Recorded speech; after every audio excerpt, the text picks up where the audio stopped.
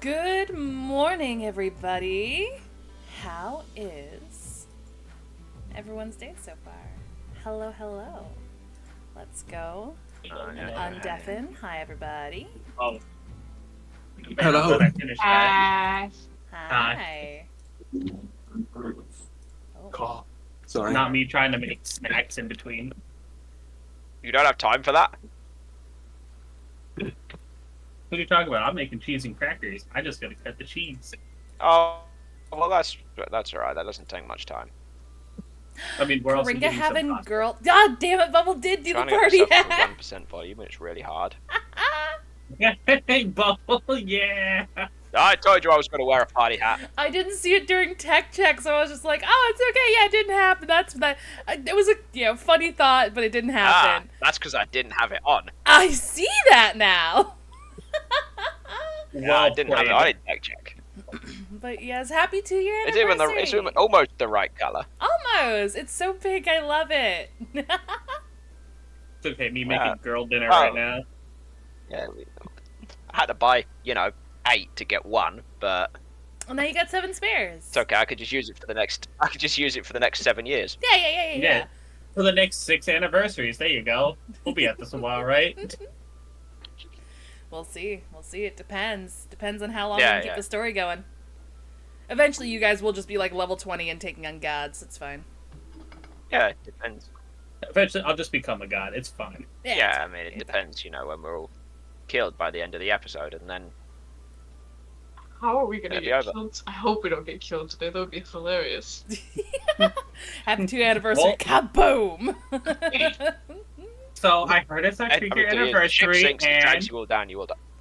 and now you're dead. Roll new characters. Wait, what happened? Don't worry about it. Plot Don't worry development. about it. Listen, I've already told you, your you plot sent it to armor's Godwin gone. too quickly. See, I just had a scary idea. And now your It's like plot armor's gone. you don't kill the characters, right? Mhm. But you make us re-roll new characters. Mhm. But you just, you make us fight our characters. Mhm. We've already had to fight ourselves once. I don't want to do it again. Yeah, but this time we'd be fighting them as new characters. Oh my god. Yeah, I didn't actually have to fight me though. I wasn't there. Yeah, I kind of kicked your ass. Yeah. Oh, because it was the Nira only took those who like looked into the mirrors. Yeah, Only the took mirrors. the images of and Bubble was just like, nah. I ain't looking at any of the mirrors. Nah. Not into that. No thanks. But yes, 2-year anniversary. So Emerilla Murders started 2 years ago with I think my first birthday that I was celebrating on stream as a VTuber. And I pitched the idea to get some folks together to run a one-shot. Go away, Microsoft. No one cares about you. Shut the fuck up. And that was 2 years ago. And that was 2 years ago. Still here. It's the longest That's not running what one she shot I've said. ever run. Listen, this one shot's still going. Yeah. Let's just say. Yeah, to be fair, I think the one shot was like Do a 9 one-shot, hours. they said. 9 hours. And then It at was the end long. of that, it was It just was a like... bit long. It was a little long, yeah. I mean, you guys Yeah. are having a little bit of trouble with the mystery, but that's fine. We got there in the end. But yeah, there was folks that are just like, oh, it's a shame it was only a one-shot. Or just like, are you sure it's a one-shot, though? And I was just like, oh, you guys are right. Yeah, you know what? Who all wants to stick around? Who all still wants to be in it? Sadly, not all of us could. Yeah, sadly, Age couldn't stay, and then Ficus and his wife had a baby. I just became bad. Ficus became Dage. But I'm so happy that we also had the opportunity to bring in yeah. some new folks in Spear and Jevil. But yeah, it's been a wild ride. Indeed. I love all And you I guys. can't wait for the next 3 years of this. Yeah. Whoa. Now, I was hoping that they would Optimistic, have arrived. I like it. Says the man who bought 8 party hats. No, what are you talking about? I think my camera might be frozen. Yeah, You it's know, freezing just a little put- bit. It's sticking a little bit. Bubble, just put all of them on. How about that? Yeah. Put one on for all of us. Put on two What, so have they like look a like fox ears. Crown of hats. There you go. I can do that. But yeah, You yeah, don't need to watch me do it. You can I carry was on. hoping that they were going to arrive in time, but unfortunately they did not. So in transit, I have the new Emerilla Murders player character art stickers, which will be added to my Ko-fi shop when they arrive. So they will be available for purchase again at some point, which is exciting. And yeah. Unfortunately, I couldn't afford to get anything, super big and fancy, but No, having this the is stickers low-key back harder is than I thought nice. it'd be. So yeah, if you're all watching this on YouTube, hopefully the link will be Oh. below. Check out the Ko-fi link and see if the stickers are there or not. All right, so what happened last time, guys? We're practicing. The last We had terrible nightmares. we had terrible nightmares, and we were practicing for the talent show. Yeah. You guys roleplayed for an entire 4-hour session, but it does seem that the nightmares that some of you were experiencing are getting a little worse. Those who have been experiencing nightmares for a while have had, obviously, a few nightmares at this point, but now everybody seems to be experiencing the same nightmares. Tyrandel tried to actually interact with the nightmare, which resulted in him being swallowed up by the ground. And then he started seeing things IRL, causing him to yeet his rum glass across his room inside of Monica's magnificent mansion. And then other than that, you guys have been practicing for your talent show, which where we ended was you guys actually out on deck under the stars, actually getting ready for this talent show. A modest stage has been set up, and a few chairs have been brought out on deck for everybody to sit. You guys also got a quick glimpse at the competition, and Alara has decided to make this interesting. She claims that normally there is no first place incentive, but she shook a little coin purse, hinting that there would be a first place incentive. Oh, and a few guys borrowed books from Alara too. I remember that. All right. Yeah, I did do that, yeah. Alara, still up on stage, looks over to the crowd. All right. Who would wish to go first? Not it. Just Sonar casually- raised his hand. I was gonna say I would just casually nudge Sonar. Yeah. So Sonar gets a gentle nudge and raises his hand at the same time. Alara gives a large smile, and she swings her arm to the side, gesturing for you to come up as she takes a few steps off of the makeshift stage. And Sonar's going to step up on stage, and he's just going to kind of nod to the crowd, kind of bow halfway, and he's going to say, "I wasn't quite sure what to do for the talent show. I'm not exactly a very talented person, but I figured for tonight at least, I will play you the song of my hometown. I hope you can all appreciate the effort, if nothing else." And then he's gonna start playing. All right, Jevil, I will ask if you are willing and able to maybe post the link to the song you had in mind in text chat there, or in the Twitch chat, and then I'll get you to roll your performance. Oh, that's right. You don't have permission to post links. Kringa, can you do it? Send me the link. I got you. Okay, fantastic. Thank you. Yeah, I was about to say when you said post link, I'm like, it's about to get banned in chat. I'm sorry, I forgot. Or if you just put it in the. At least didn't just flat out ban him though. No, it does. It just bans the message. Yeah, it DM'd doesn't ban the I person sending it though. There you go. If y'all wish to listen to the music along. Right. Oh, is So- this like a listen along? Well, Well, unfortunately, yeah. we can't listen along because I'll get DMCA clapped so hard.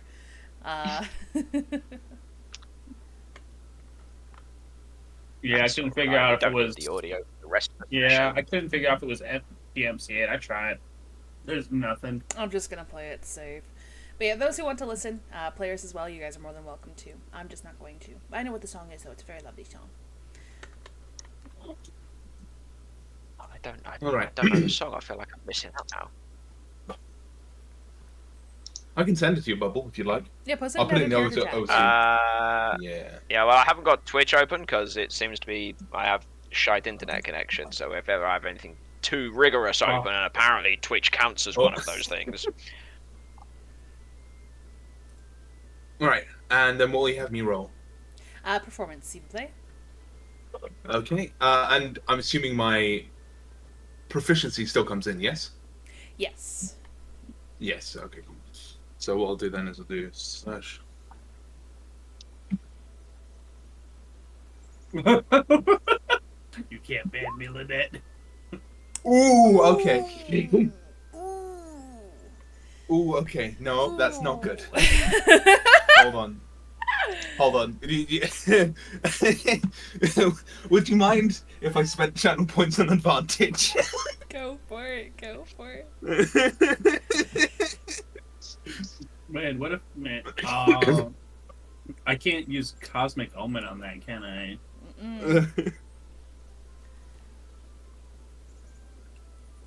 Alright, you got Right. your advantage, friend. Okay, let's go. I mean, Let's any do it roll's again. got to be better than this, right? You Don't Rolled a nat say one. don't jinx it. Ooh! Oh! Nat 20! Hell yeah! There you go.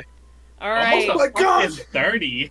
Jebel, there is a moment of nervousness that washes over you as you get up on that stage and overlook not only your friends, but the crew whom you see mostly in passing over these past number of days. And you take a moment and grip this very worn and beaten guitar in your hands, close your eyes, and exhale.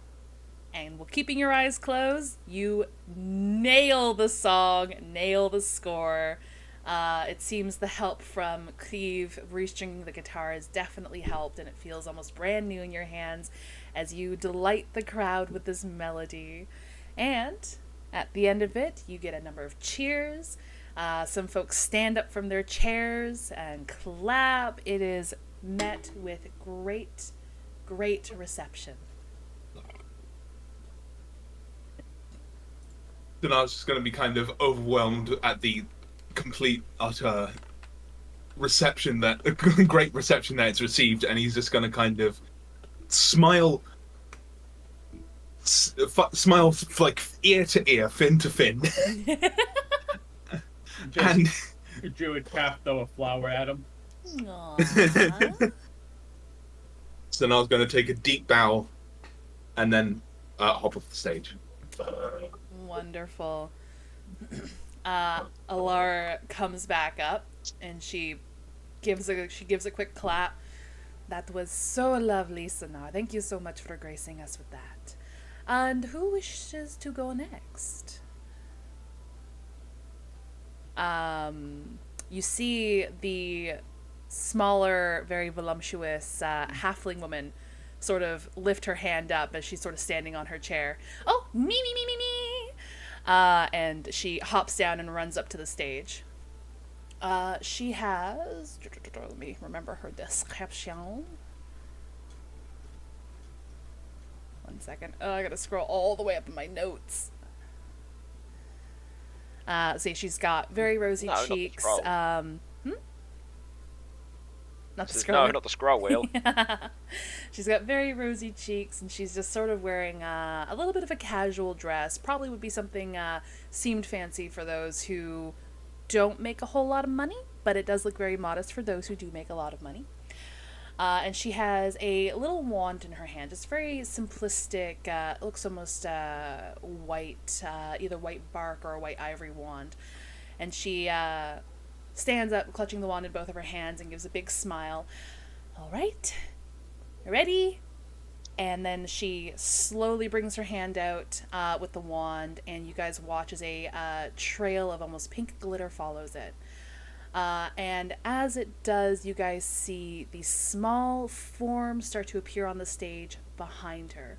They look like pastries, but with little arms, little legs, little like cartoonishly like black lined arms and legs, and little itty bitty, dopey, happy faces. And they all have little instruments. And she starts to play a little song. Let's roll her. No. Let's roll her performance.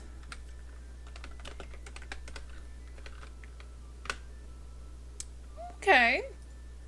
It's not as nice as Sinar's. Yeah, it's average. It's average. It does seem very rehearsed and very practiced. And by the end of it, you see some of the crew just clap along and give cheers. A lot of you are very investigative and very high insight. You get the impression that this is sort of her shtick. She probably does this every talent show. But yeah, fairly average. And by the end of it, she gives a quick bow, and all the little pastries give a quick bow. And she, with a tap of the wand, the pastries poof into pink illuminated glitter, and she hops off the stage. Clap for that. That's good. Like, the pastries were a little sinister and weird, but I'll clap. About to get just like, pastries. So I was just like, have I eaten today? Shit, we skipped breakfast. Fuck. How many of us, almost all of us are talent, aren't we? All of you except for Baz, who are here right now. Oh, by the way, Walter, Llama is unfortunately unable to make it because he's got family over, and Spear is unable to make it because he's going on a trip with his wife. But that is okay. All right. Perfectly reasonable. Third verse, same as the first two. Alara goes up and tries to beckon the next person on the stage. I guess it could be me. Yeah, it could be you. I guess it could be me. Yeah. Alright, so you're borrowing Baz's bow, if I remember correctly, right? Yes. Mm-hmm. And a single of Baz's arrows, which has done me well so far. Fortunately, I can keep finding it. You're not going to find it this one after you launch it off the side of the boat. No, probably not, no. And I believe Cleve was doing minor illusion to get a target up for you? I think that's what we were doing in practice, yes. Okay. Is that what you're going to be continuing to do? Yeah, you know what, we'll go with it like we did in practice. Yeah, no, we're going all in. It's a talent show, right? We're going all in. Alright. So, I believe, first and foremost, you need to set up some chairs on the stage in order to support yourself, right? Did you get the handstand going? I was using something to hold on to, but you see, now you're adding chairs into the mechanic. I haven't practiced on a chair. Well, it's or a box. Yeah, it's something on. What are you putting on the stage to elevate yourself? Yeah. Like, I guess I'll just find some crate or something and kind of shove it along into the like middle of the stage, I suppose. Okay. We can do that. And then realize that that's wrong, and he'll drag it halfway back to the edge of the stage, so the target can be at the other end. All right. Now this is like a very, very modest stage. Like the stage is probably like 5 feet across. Yeah. Okay, that's fine. Okay. So like, I'll point to like the edge railing of the boat and have like Creve illusion the target there, so it's got some distance instead of it just being straight in front of me 5 foot away, because that's a roll with disadvantage. Yeah. Sounds good. Creve gives the thumbs up, and you are ready to roll in acrobatics when you're all set. Okay, so like he'll pre-knock the arrow, because Perfect. I'm not doing that well in a handstand. It is like, as he looks around, I guess he's just like, well, I didn't I didn't practice this on a boat that moves up and down, so You that did might be a not. little rough. We'll see how we go. Okay. So it's acrobatics, yeah? Yeah, acrobatics. Do I have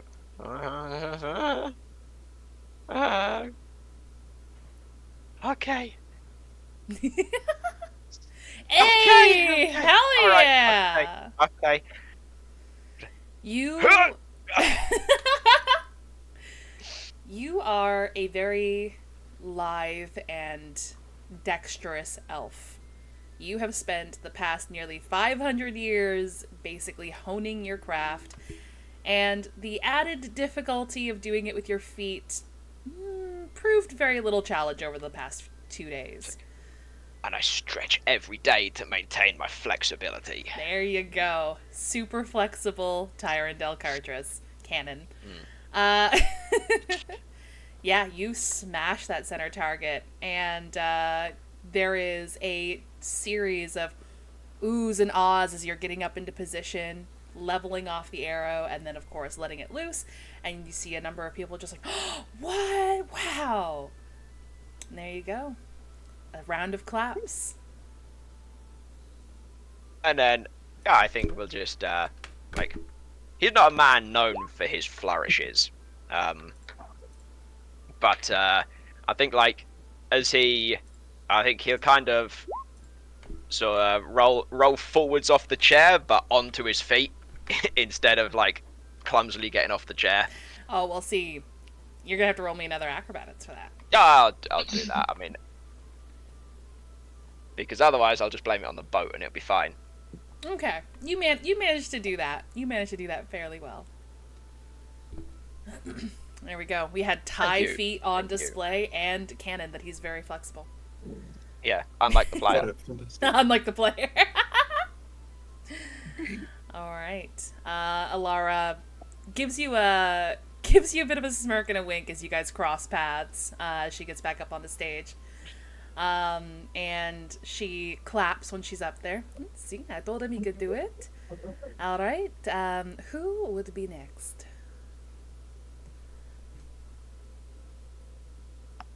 I shove Creve.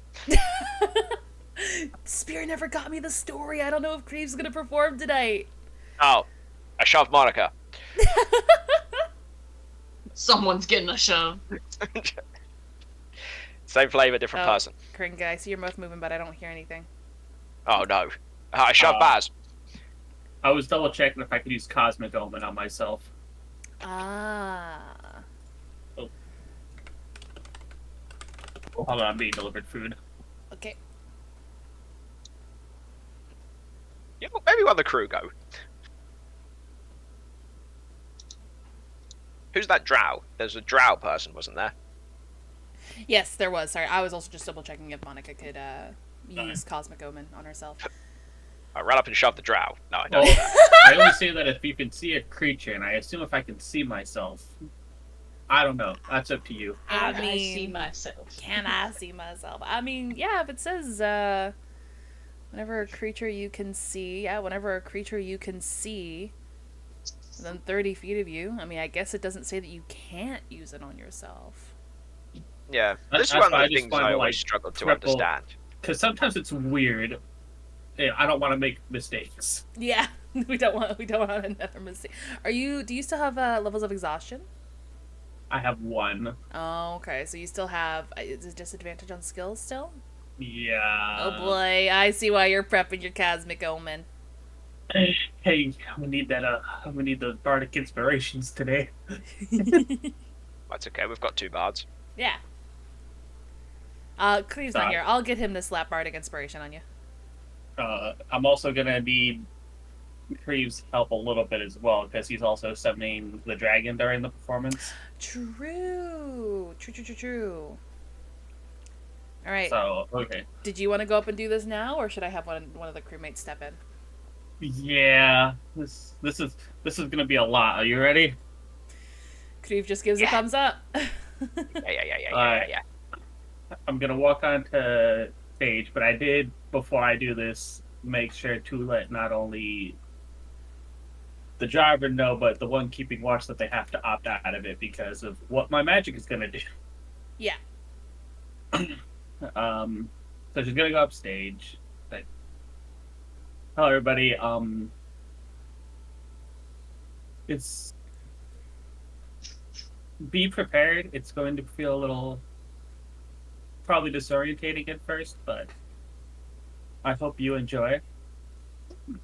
She's going to transform into a dragon shape, the dragon form, The constellation of the There we dragons. go. Constellation of the dragon. Yeah. And she's going to fly up. She's going to aim at the ground, even though it's not going to do damage. And she's going to cast hallucinatory terrain to make it look like the cosmos around her. Ooh. You get a series of oohs and ahs from the crowd as basically sort of just like looks around them to see like the galaxy colors that emulate the your limbs, and they see like the stars and whatnot. You see some folks sort of trying to like reach out and touch things, but of course their hands pass through. Now you and Spear practice this. I don't know when the dragon comes in. Oh, the dragon could just come in whenever I just like fly around a bit as if it's, following me. And we just kind of we just do several tricks together in the sky. Yeah, okay. Roll me either a performance or an acrobatics. Whichever's higher. Which one am I better at? Oh, thank God, somehow performance is better. Disadvantage, let's see how bad. Ooh. With his, what does he have? A D10? 12? 10, I think. I think so too, because he's a straight bard. So, 1. Well, they were until they took a level of warlock recently. So it's what? D10. 1d10. What? I wonder, can I do plus 1d4? Does that work? Or 1d6, does that work? I think so. I think so. So, 18.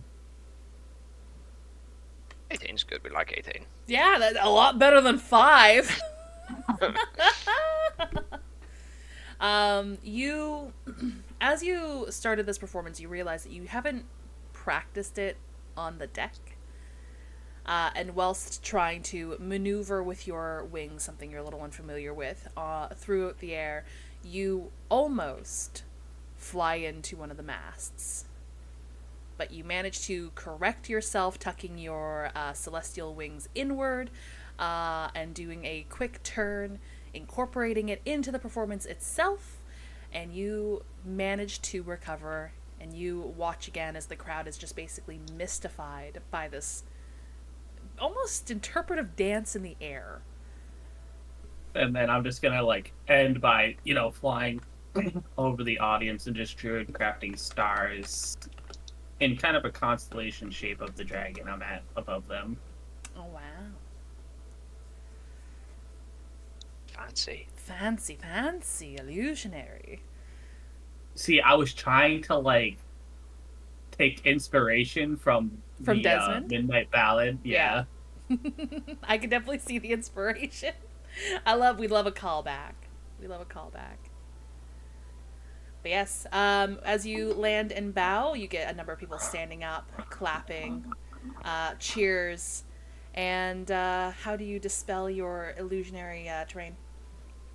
I'm going to shoot a guiding bolt into the air as it just kind of explodes and the illusion just kind of falls as the light fades. Oh wow, very fancy. All right. Stylish. Very stylish. And then she's gonna fly over to Ty and sit on his head because she can still fly. That's a lot of weight for somebody's neck. Yeah, it's like, Yeah, but I can hover, so I'm not. You just gotta float like a half an inch above. Yep. All right. Next up is the half-elvish woman with the shaved sides and the tuft of fiery curly red hair on the top of her head and the flaming tattoos. She comes up with these almost like whips wrapped around her neck and shoulders. And she gets up onto the stage. She's got a bit of a tomboyish attire, so she's got sort of a shorter sleeved crop top, baggier looking pants, and she gives a bit of a smirk as she looks out to the crowd. You see a lot of people are just sort of like, yes, like excited for this one, and she slowly grabs the handles of the whips around her neck and she slowly takes them off her shoulders. And as she finally gets them off her shoulders, you watch as she cracks both of them against the stage, and sparks just immediately trail them. They turn into... Have you guys seen Firepoi? Who? It is a... Hold on.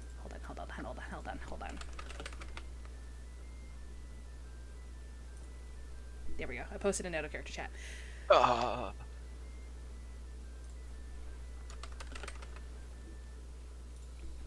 yeah. So she starts maneuvering the whips all around her with the flames at the ends of the whips, and you guys, every now and again, as the whips come out towards the audience, those who are in the front row will get that heat across their skin, almost as if the whips come maybe a little uncomfortably close to some folks, but the crewmates are very familiar with this performance. They are not, they don't feel like they're in danger in any way, shape, or form. And as the half-elven woman finishes her performance, she brings both of the whips backwards and slaps them down, bringing them upwards once again, making a trail of flame that erupts where she, like, behind her on the stage, almost emulating a bit of a phoenix flare. Now, time to get that rolling.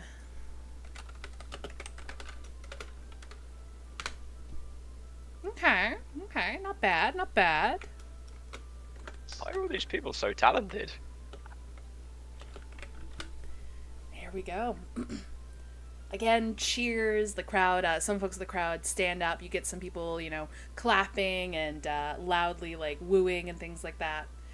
Amazing. All right. Who is up next?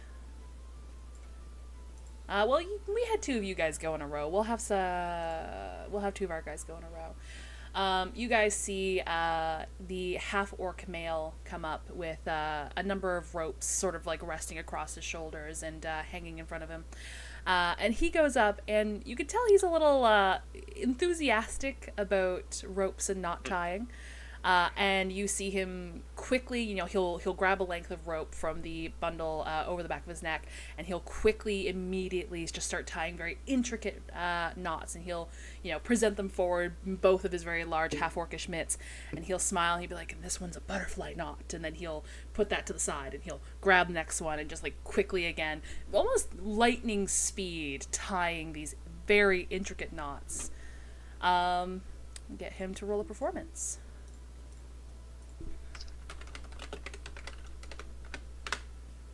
Oh, of course he rolls high. Jesus Christ. Good Lord! Oh my god. Is this gonna be an awkward part where one person's talent falls flat and everybody else is really good? We'll see. Alright. Who would like to go next after the half orc is not tying? Nobody's got any. Oh, no, you guys are done performing. Oh shit, yeah, it is all me, isn't it? Alright. Finally, we have the last individual, the very sheepish looking, tall drow gentleman with his long silver hair pulled back into a braid. And he goes up onto the stage, and he pulls out from a small holster on his hip a deck of cards. They're a little elongated. They're not like your traditional playing cards, and you guys watch every now and again as you see the back of the card. It's this almost glossy black purplish obsidian color with inlaid silver that looks like a series of stars on the back of it. He stands up there, and he just sort of looks almost anywhere but the crowd. And he's just like, Hi, my name is Naros, but most of you know that already. I have oracles I wish to read. Would anybody wish to volunteer to have their oracle read by me? Me. I want to do it. Baz? Baz is God gonna damn come it. up. I was muted. All right, Baz, come on up. I'm so ready. As you do, Naros hands you the deck. If you could just please give this a shuffle. Okay. You can. They're a little warm to the touch. You can tell he's probably been nervously fidgeting with them for a bit. But can you, Baz, roll me a d20? Sure. Uh-oh. And one is death, right? That is Terra. We're doing Oracle. 17. Oh, Can you- sorry, my mistake. Ooh, can you roll me a d2? Yes. It's r/d2, right? Yeah. Oh. /R 1d2. /r.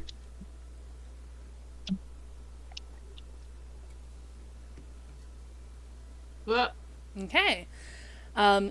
So Naros, after you shuffle the deck and you hand it back to him, he pulls the top card from the deck, and as he flips it over, you see this beautiful, almost shimmering black obsidian card with the silver star inlays, and you see this depiction of a constellation that looks almost like a figure hammering something on an anvil. And as he tilts it down for you to see, he gives a little bit of a relieved smile. And he goes, the forge in upright position. It signifies creation and hard work. This card is meant to signify the person either is or is becoming a great craftsman, perseverance in the birth of new ideas. And craftsman does not mean it has to be physical or tangible. It could be a craftsman of words, jokes, poetry. It could mean anything that has to do with creation. You have new ideas coming, changeling friend. Cool. All right. Naros will turn to the crowd and ask if anyone else wants to shuffle the deck. Sinar raises his hand. All right. We'll Sinar. all do it at this rate, it sounds like. Yeah. Oh, I mean, realistically, you guys could probably also hit Naros up after, too. But I heard Sinar first and loudest. And again, Sinar, same thing. He hands you a almost uncomfortably warm deck. Yeah. As he does not meet your eyes. He just sort of like looks down at his fidgeting hands that are sort of also watching the deck as you shuffle it out. Can you roll me a d20? I can indeed. D20. Can you also roll me a d2? Alrighty. Let me just.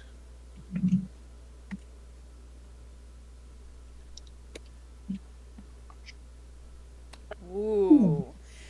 So he, once you hand the deck back to him and he flips up the top card, you watch as the angle he has the card for a moment depicts this celestial serpent winding amongst the stars, and its eyes are basically two large illuminated stars as well. But as he flips it, he tilts it over towards you, and you watch as a small, faint shimmer scrawls across the surface of the card, and you watch as it looks like the serpent is falling from the sky. The serpent in reverse position. Normally, the serpent tells tales of cunning and cleverness and its ability to adapt to new situations, but unfortunately, in when in the reverse position, it denotes that the person is going to meet great challenge and hardship that unfortunately they may not have the cleverness to overcome. I hope you do not fall from the stars, Dragonborn friend. I do apologize. Thank you for this insight. He's gonna kind of do a small bow and then just hop off the stage. Those with higher insights can definitely tell that Naros did not appreciate having to deliver bad news on stage. Yeah, Sinars just grabs him around the throat. You calling me stupid? You calling me stupid? No, because that. I mean, technically, Sinar's approach to any challenge is, if I can fight it. Yeah, fucking fight it. It's cool. It's fine. Alara gives a call out. All right, Naros, just one more, please. Just one more. So Naros gives her a nod and looks out to the crowd. Monica. On my way up. Okay, there you go. Sorry, I was looking at something. How dare. All right, so you know what to do at this point. Roll me a d20. Oh, a weapon. All right, and roll me a d2. Oh. Another two. Okay. As Naros pulls a card from the top of the deck after you hand it back to him, you again see the surface of this card, and it looks like a almost a statue of a knight done in constellation, looking over the sky. But as he tilts it towards you, you see that small shimmer creep across it, and you watch as the stars turn dark, as they almost lose their luster. And you watch as Naros almost winces. He goes, the sentinel in reverse position. Normally this card signifies protection and the importance of being watchful. It stands for vigilance and duty, but it seems that you may or may not have fallen from that position, that you no longer have something to be watchful over, and that you have either lost or been disgraced from duty. I do apologize for this card, tiefling friend. I hope everything is well. Man, that is accurate as fuck. Man, I wonder what we lost. I don't know what you're talking about. Ooh, agadago. Alright. You know what? I cost him a gold coin. That was pretty good. He was just like, oh, no, you don't, no, you don't need to give, no, you take back. Nah, it's fine. No, I gave you you a back guard. It's, you take it back. She's gonna walk away, leave the gold coin. But, no, ma'am. He just sort of, just gives up and just clutches his deck to his chest, and he just sort of, shuffles off of stage. Just as his head hung. Man, these cards are just roasting everyone, Mikey says. Oh, no. Terrible. I mean, mine's not really a roast. Mine's just an accurate form of what happened in the past episodes. It's just yeah, remember you fucking failed. Yeah, remember, you're the cause of this. You did this. You did this. Fucking do it again. All Sorry, right. I'm eating pasta too. How dare! All right, so Alara comes back up on the stage, and she gives a quick clap to folks. Well, it was certainly a tough decision, but I think we do have some clear winners. She looks over the crowd, and she points over to Sinar. You, yes. Sinar, Paladin, please come up onto stage. And Tyrandel, please also come on up to the stage. Oh. And okay. lastly, Jax, please also come up onto stage. And Which one's Jack's? You guys see as an excited half-orc jumps from his chair and quickly scuttles up towards the stage. Sinar, she gives you a coin purse with 100 gold in it. Ty, she gives you a coin purse with 50 gold in it. Okay, thank you. And Thank you. Jax also gets a coin purse. It's a little smaller than Ty's. And he opens it up and he's just like, whoa, this much? And Alara just gives a nod. Thank you all for participating. Thank you for sharing your talents with us, and I hope it at least kept you all occupied for a few days. That was great, actually, very enjoyable. Wonderful. Alright, extra gold who sticks around and helps me clean up this mess, huh? Yeah.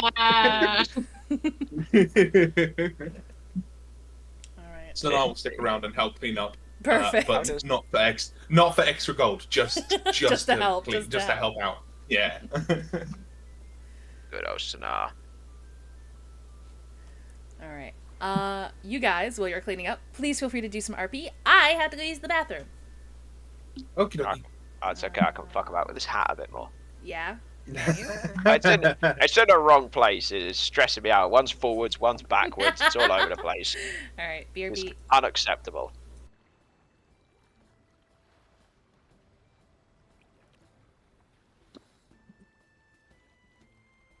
How's that? Is that better?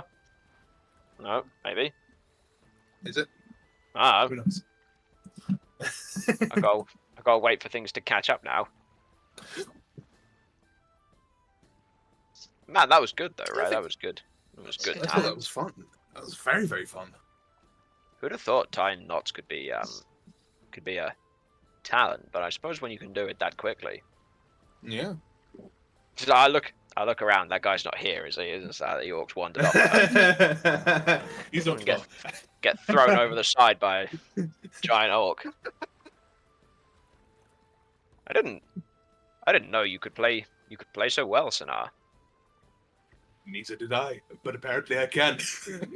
Well,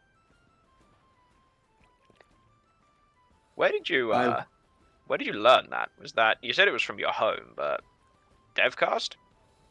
Not Devcast, no. It was towns that I grew up in, just outside of Devcast, in fact. Oh, Spent most of my childhood there, and we would have these fairs sometime in town, and well, we would that would be the songs that would play, and so I thought, why not? I'm not exactly a talented man, but at least I know that. I think it was a Brover. It's a very nice song. It's very lovely. Thank you very much. Your talent, that was incredible. How long did you train to be able to do that?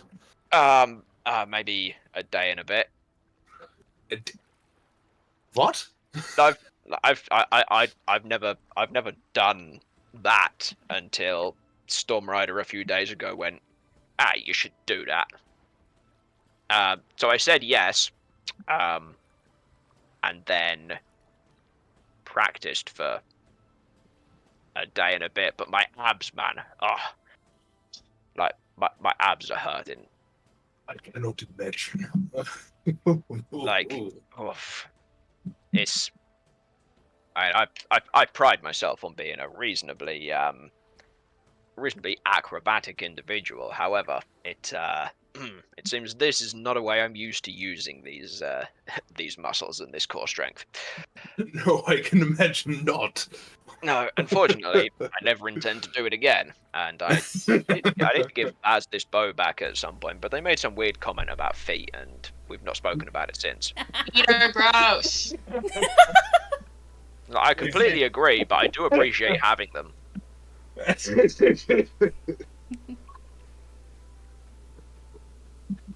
Oh, 50 gold. Oh, I wonder what I'm going to spend this on. Let's see. Oh, maybe I can pay that. Maybe I can pay that man to read my fate or whatever it is that he did and delivered bad news to everybody. Just don't say that to him when you do it. I have a like I have a feeling it's rigged. It has to be, right? How could it not be? Only one way to find out. Yeah.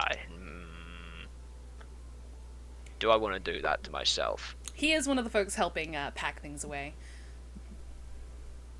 Well, but what if he tells me some bad news? I can help put stuff away if they need help.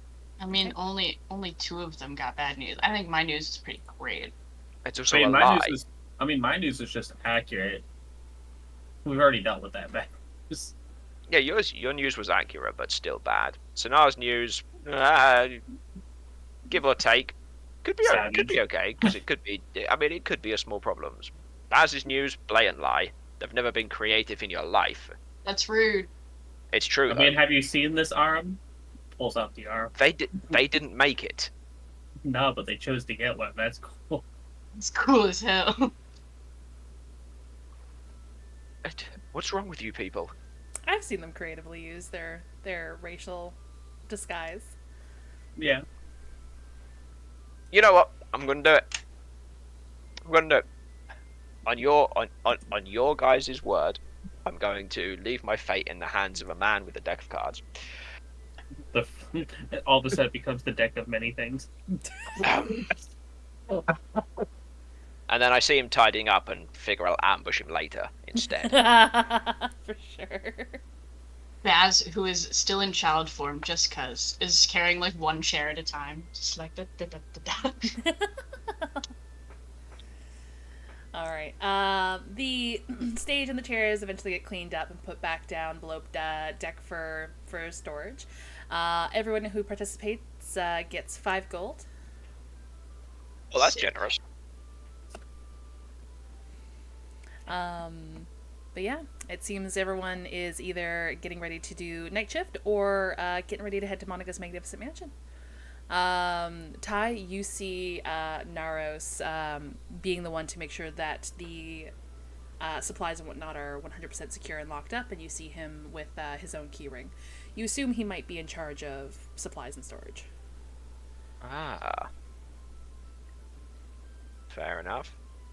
Is he is he finished? Yeah, he locks up and he puts the keyring back on his belt. Okay. Hey, wait. Oh, Wait. Did No. No.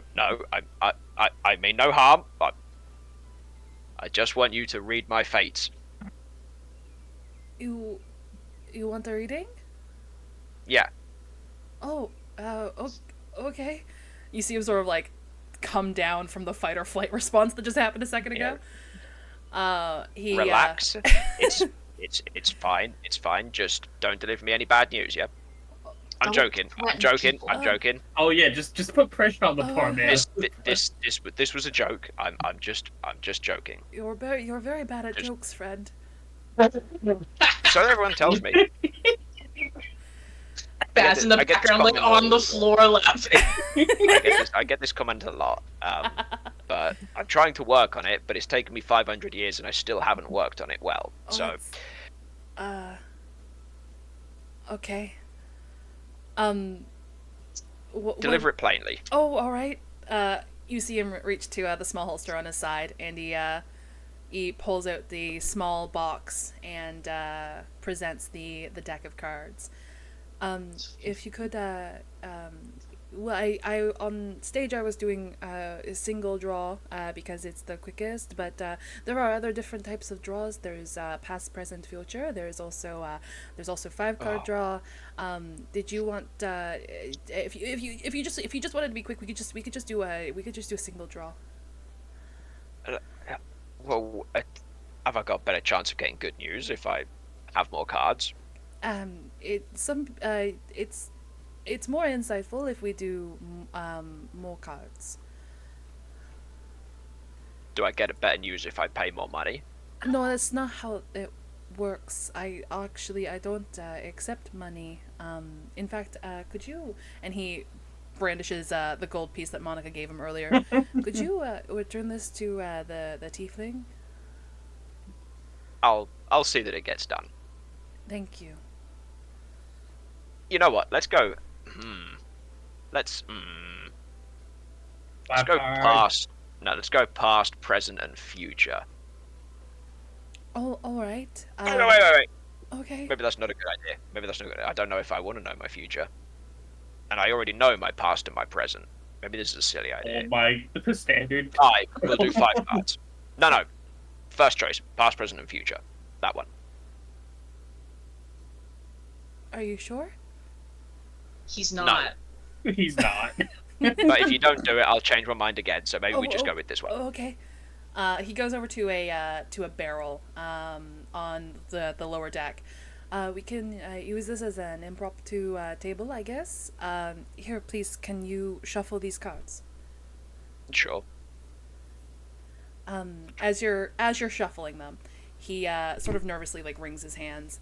When you are ready, face down. Can you every now and again just take a card and put it face down, and shuffle a little more, and take another card and put it face down, just until we have 3 cards face down on the barrel.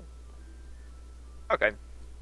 So he'll shuffle it, and he'll take a card out on like the 2nd, 3rd, and 5th shuffle, and then he'll put the other cards to the side, I guess, or hand them back to him, whatever he wants. Yeah. He keeps the deck face down in front of him. All right, roll me d20. Okay. Where's the thing? 17. 17. Roll me a d2. Oh shit. Slash. Yeah, /r space 1d2. Space 1d2. One. He lifts up the first card. So this is your past. And it is the Forge. So again, the celestial blacksmith hammering out a new star on an anvil. This represents an upright position. It represents creation and hard work. It signifies perseverance, often dedication, craftsmanship, and the birth of new ideas.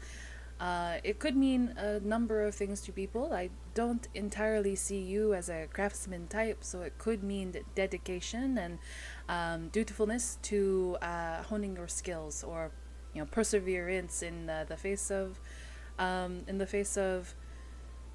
difficult times. I mean, yeah, I've worked a little bit of my skills once in a while, so that's reasonably accurate, yeah. All right, and can you roll me a d20 for card 2?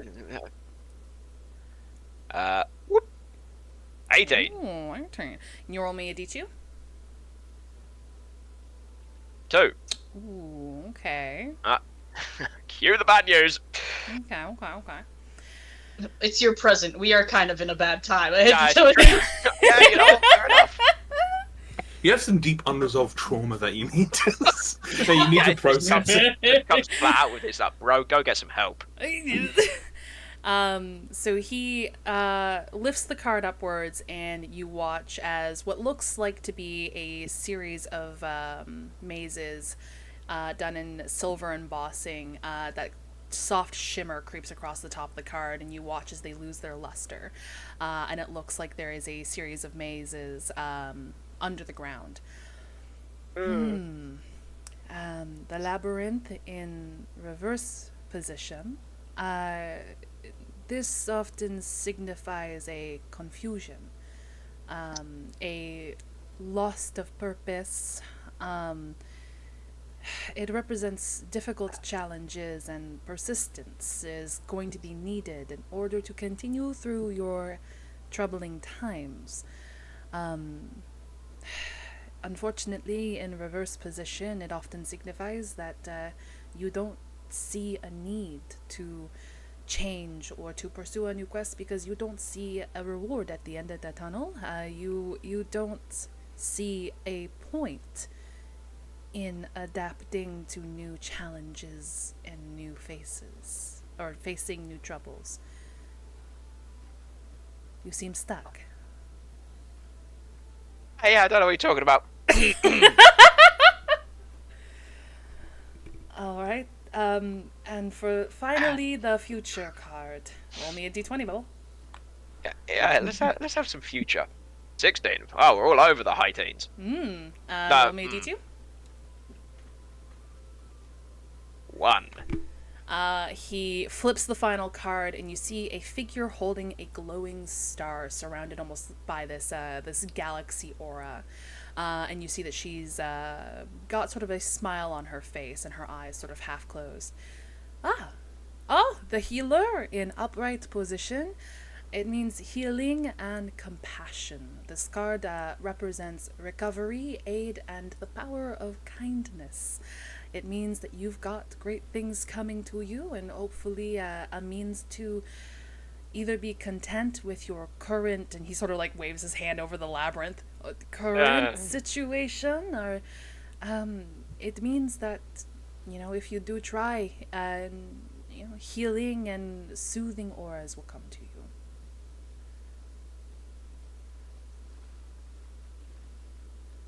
Okay. All right. You know what? That wasn't as bad as I thought it was. I thought it was going to be. I thought it was going to be bad news across the board. But no, you only had one card in reverse position. Yeah. Thank you for your time. I bow at him and I bow towards the cards. Thank you for being kind.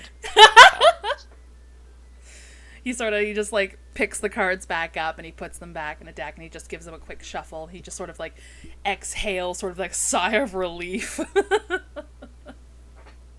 Relax. Nothing bad was going to happen if you'd given me 3 terrible cards. It would have been all right.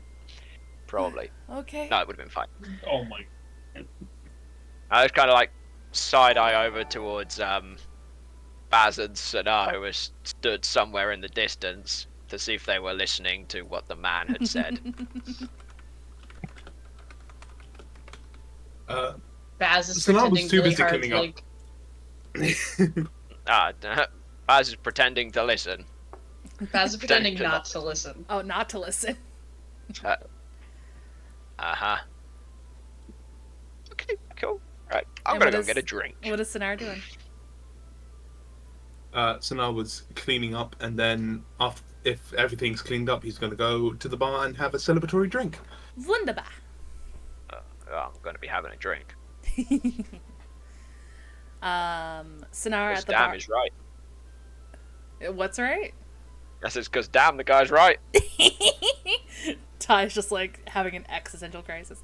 Sinar, while you are at the bar having a drink, you actually have a few crewmates come up to you and just sort of, sit down and have some rabble-rousey with you. They, one or two say that, like, wow, that song was powerful. You definitely sang from the core. You've got some people sort of, asking, where it's from, or, what's the meaning behind it, so on and so forth. You've garnered a bit of a crowd. Snarl's kind of not used to this much attention, but he'll kind of revel in it a little bit.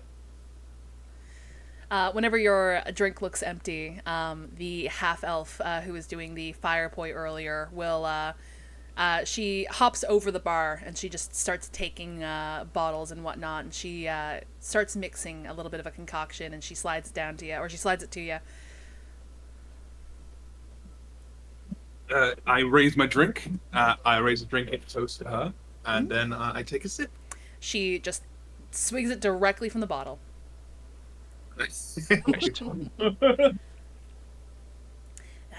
She lowers the bottle and just gives sort of like a that burns. So, where did you serve? Well, I was part of the 34th Battalion in Defcast. Devcast. Yeah, that explains the armor. That explains you're looking a little bulky. That's fine. That's fine. It's been a while since I've heard a good camaraderie song.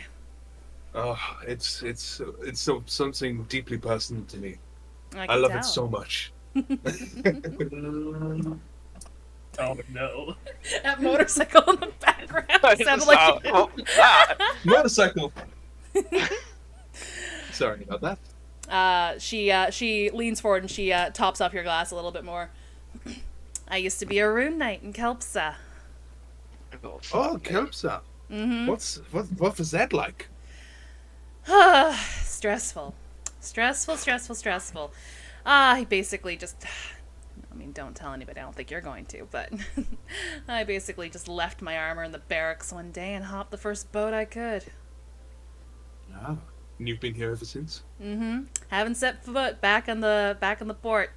Basically, anytime we're docked in Kelpsa, I'm hiding below deck. Ah, I see. Nobody finds you there. I understand. Exactly. She puts the bottle down and she cracks her fingers before extending a hand out to you. Celine Ashwin, what's up? Well, you know my name, Sana. It's a pleasure to meet you, Selena. No, not Selena. Celine. Please and thank you. Celine. Excuse me, Celine. That's okay. You get a few more of these downrange, and she starts topping up another glass in front of you there. That's okay. You won't remember much. Oh. Oh, that sounds ominous. You used to take be this in man the to the military. Have you never had a blackout night after a good night of just celebration? Well, I mean... No, So now don't I'm tell me. just gonna- Don't tell me you're a wet paper bag. Come on. No, I've had at least one or two. I will not lie. Mm-hmm. You don't get scars like that being boring. You could say that again.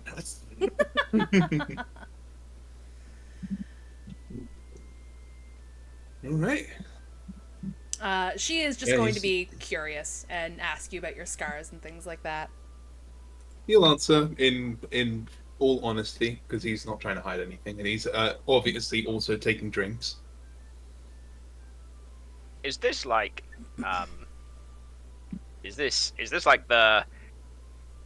She's intentionally trying to get him drunk, or are they just, or is she just like having a good time and pouring drinks? Roll me an insight.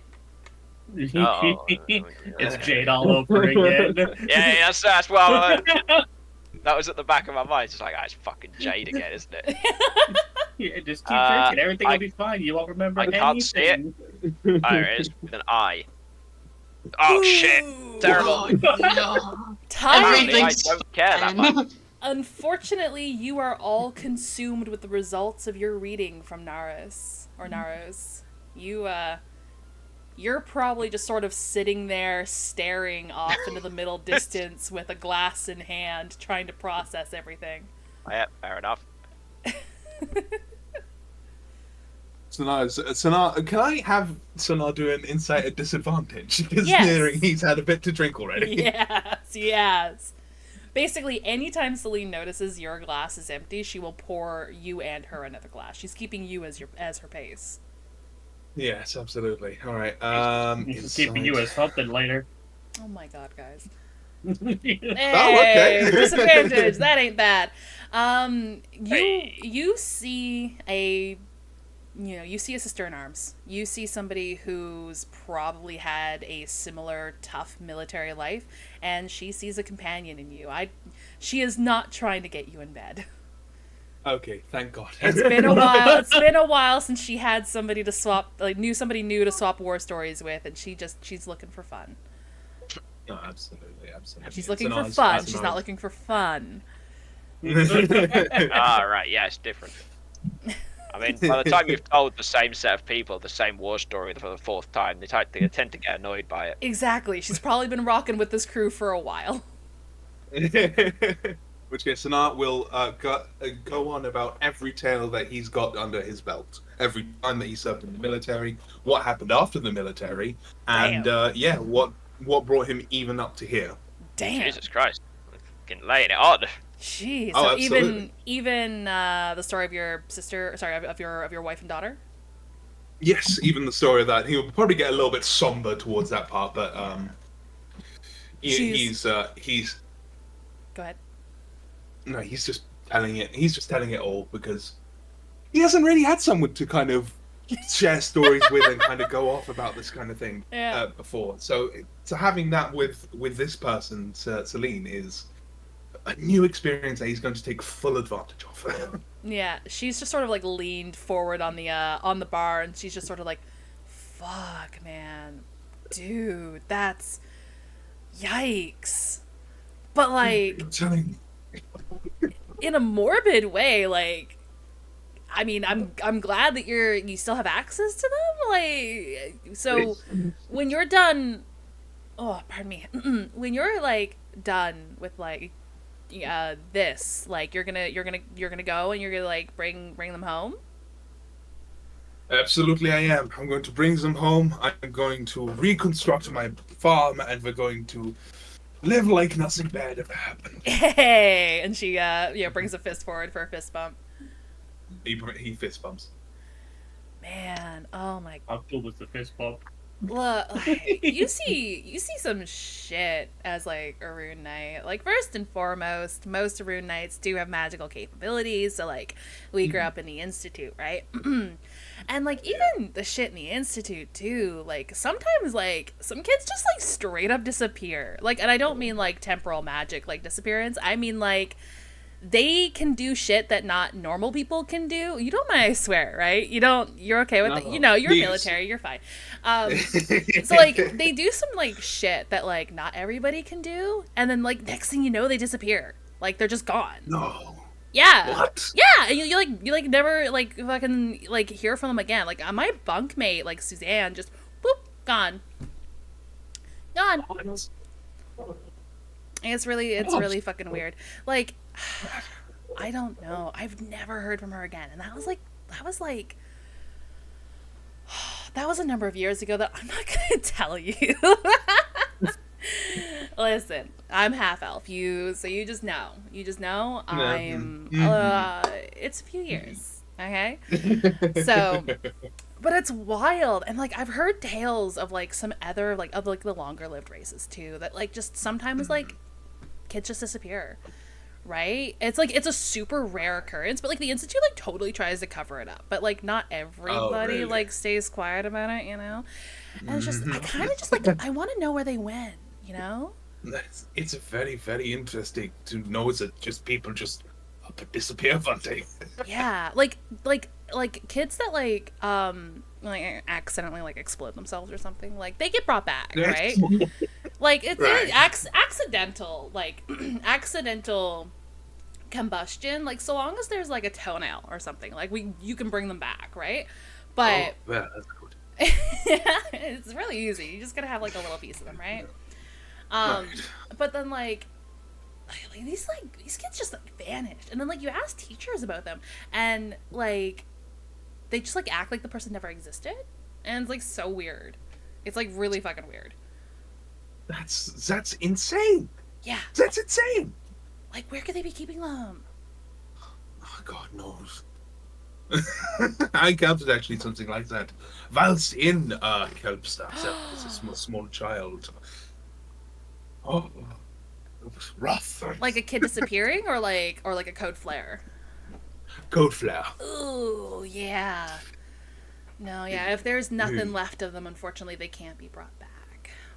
That's horrifying. That's absolutely horrifying. Mm-hmm. What about you? You said that you after DevCast you served in Emerilla. Like, don't they have like the weird like laws about like resurrection and shit like that?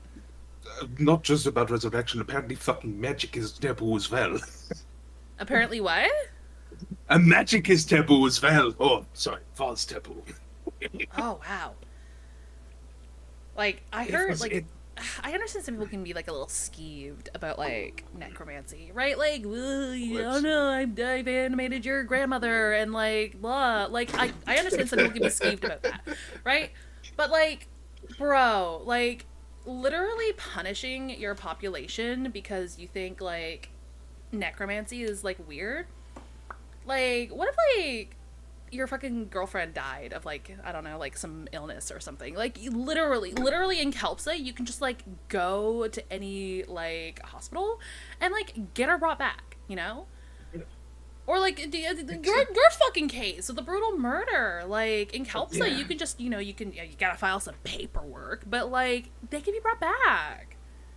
Yeah, absolutely. It's insane. It's insane. But it was a society mostly run by elves, so I don't think they wanted people outliving them. That's an interesting thought. I won't take offense. I'm only half elf. I'm only half offended. No, absolutely. Oh my. Said, what can I send Oko to the Shadow Realm? Hold on. No. But yeah, I'm not gonna keep the role play. But it basically absolutely. continues like that. Yeah. I just wanted to Valley Girl sprinkle a is little going world on. building in there. I thought that was I really appreciate good. Absolutely. I was fantastic. descending further and further into Valley Girl. Yeah, I'm just like, what in the Valley Girl is going on here? Valley Elf. The Valley of the Elves. I'll put Echo. What am I hearing? You're hearing world building. You're hearing world building, dude. Yeah, Alright. world building, Valley Girl style. World building. World building. Uh, All right. Do anyone else want to do anything before we end the day? hey, Baz. Yes. Want to go play a prank on Ty? Absolutely, I do. Yeah, let's come up with a plan. Okay. Yeah. We're gonna go steam. Okay. Okay. Bleh. Another drink. You're gonna keep I'll having a ignore drink. Yeah, I'll ignore the very loud half-elven lady and the very loud dragonborn and get my own drink instead of any of the whatever the hell is in that glass that I'm not going to touch. And I'll pour myself something of more class. Something of more You know. class. Okay. Yeah, like Like a a real wine? alcoholic's drink, like a rum. Oh, I see. I see. So I thought you were gonna go with whiskey or scotch or something. Yeah. Oh, yeah, or a scotch. Is there anything that's like a nice deep rich color without being too aggressive, or all the bottles like? So Covered this is brown Monica's magnificent mansion. Monica has a smuggler's background. This I bar have a is lot stocked of. with a variety of alcoholic beverages. There's weak ones, there's strong ones, there's very fancy ones, and there's Illegal I have this- ones. I have a specific section in my room that I save all the good drinks. And no one but me knows that. I see. Yeah. I see. But they're not here, so he won't be worried about that. He'll just look for something that's in our fancy bottle, and he'll kind of read the back of it. And it's like, I don't think that one. And then pick something else up, and it's like, yeah, we'll have this one. And he'll pour himself some of that, wander off again. While you're pouring yourself a drink, you'll hear Alara behind you. Do you mind making that too? Oh, yeah, I can do that. I've got no idea what it tastes like, so I can't tell you. Is that okay? That's fine. Alright, yeah, cool. And he'll pour a second one in a measure he assumes is appropriate, never having have had this drink before. All right. You place the glass down in front of Alara, and she'll take it. And Yeah. Are you still behind the bar, or? Yeah, because he hasn't got out from behind the bar yet. See, I But told you. he will leave if that's available. Yeah. She'll sort of just lean forward on the bar and sort of swirl the glass around in her hands there. See, I told you could do you could shoot the bow with your feet. Bonanza, we're getting some What weird the hell is that? some weird feedback. What is? Oh, a second. Is that aliens? It did Are you sound a speaking little Eldritch at me?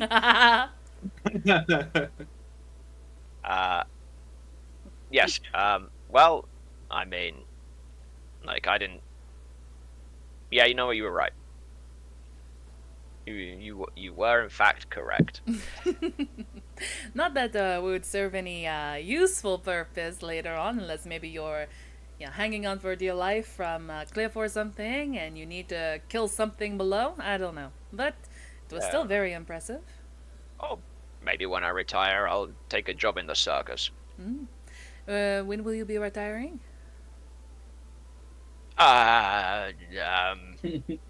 I mean, I guess I'm kind of retired now, I suppose. Mhm. But that's not. I mean, that's not what I. Maybe when I settle down, Ah, I'll take a job in a circus. Circus living, I've heard, is a very difficult life. You might I want to will not talk take a job in the circus. to Naros if you want to talk about circus living. Ah, Sorry. suddenly that makes sense. Actually, I got him to do a reading for me because, well, they talked me into it. Well, They, but how did it turn like out? it was interesting. He nailed the past. Man nailed the past. Like, does he know? Like, can he read thoughts or something? No, not to my knowledge. Like, how is he? How is he so right? A lot of it is, at least I find with the oracles that I've encountered, and Naros is not particularly an exception. A lot of it is called cold calling.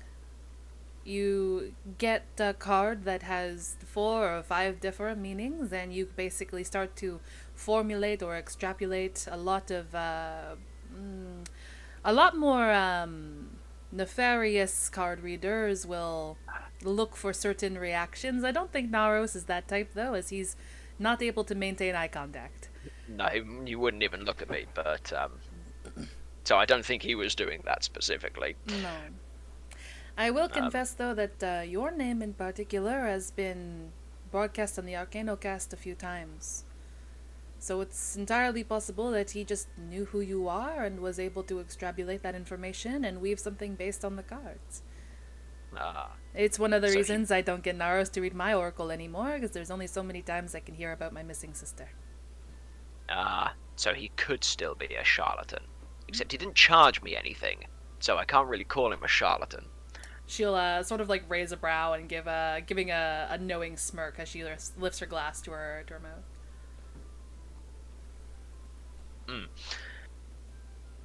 Yes, but he said some interesting things, and said some things about maybe embracing some healing, which is a thought. But I don't. Well, maybe we'll entertain that idea later, or at a different at some point when there's time to entertain that idea. Yeah, might be time. Might be time. Fittingly, I often get the Phoenix card. The Phoenix card, according to Naros, represents a rebirth and renewal, it's transformation and emergence of new opportunities. But I don't know what else I could really do. I'm doing all I can to keep my ear to the ground and try to catch any leads for my sister, but it's not looking likely. Do you? I don't think I actually want to ask that. Want to ask what? It doesn't matter. Let's talk about something that's less grim, I suppose. If you're worried about making me upset, it won't. I have spent many years toying with the idea that I just may never find my sister, and I've already come to terms with it. How long ago? How long ago? I stopped receiving letters from her at the orphanage close to a decade ago. And that's when... Soon around that time is also when I aged out and started my work on the docks of Kelpsa before eventually being able to acquire my own boat. So you're the younger? Mm-hmm. I see. The last thing I received from her, and she'll tap to the gemmed necklace around her neck. She said that she was able to procure employment on a ship that was able to get riches, and that was a piece of earnings. She thought it was beautiful and sent it to me, and that was the last letter I've ever received from her. I mean, she was right. It is lovely. It's very nice. have you? I realize that this is this is probably stupid and goes without saying, but like, have you like tried where you look in on someone that thing like a scry? I don't have that ability, unfortunately. Huh. Well, I mean, this isn't necessarily all that, um, but he'll pull out that orb thing. Um, I'll put it on. He'll put it on the bar or table or wherever we are. And, this allows you to scry, but only on things at sea, apparently. Um, so maybe you want to try that. She looks at the orb that you present. Is this an item that I have to attune to? Is this an item she has to attune to? 1 second.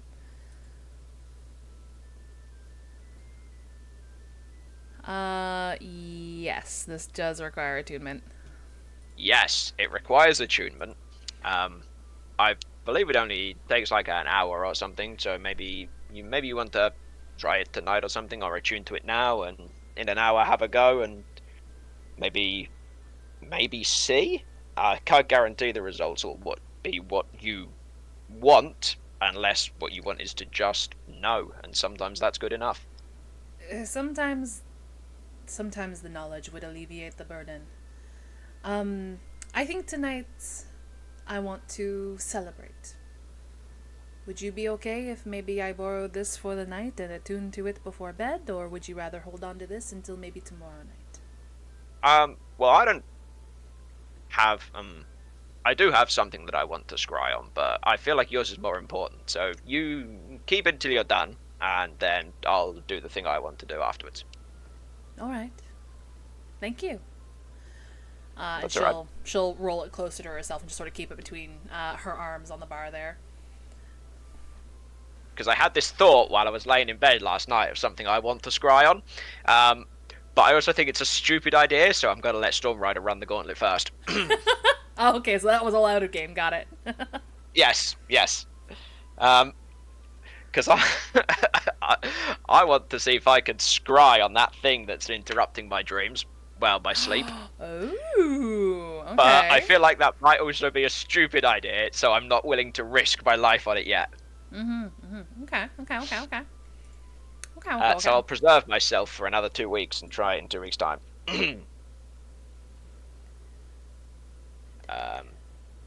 I can't. There was something I was going to ask you, and I can't remember what it. Oh, the ship. This ship. I understand that you had it built for you. Mm-hmm. Like, how does one even go about designing a ship? You contract very talented designers. Oh, it wasn't it wasn't you drew up the ship yourself, or you. Okay.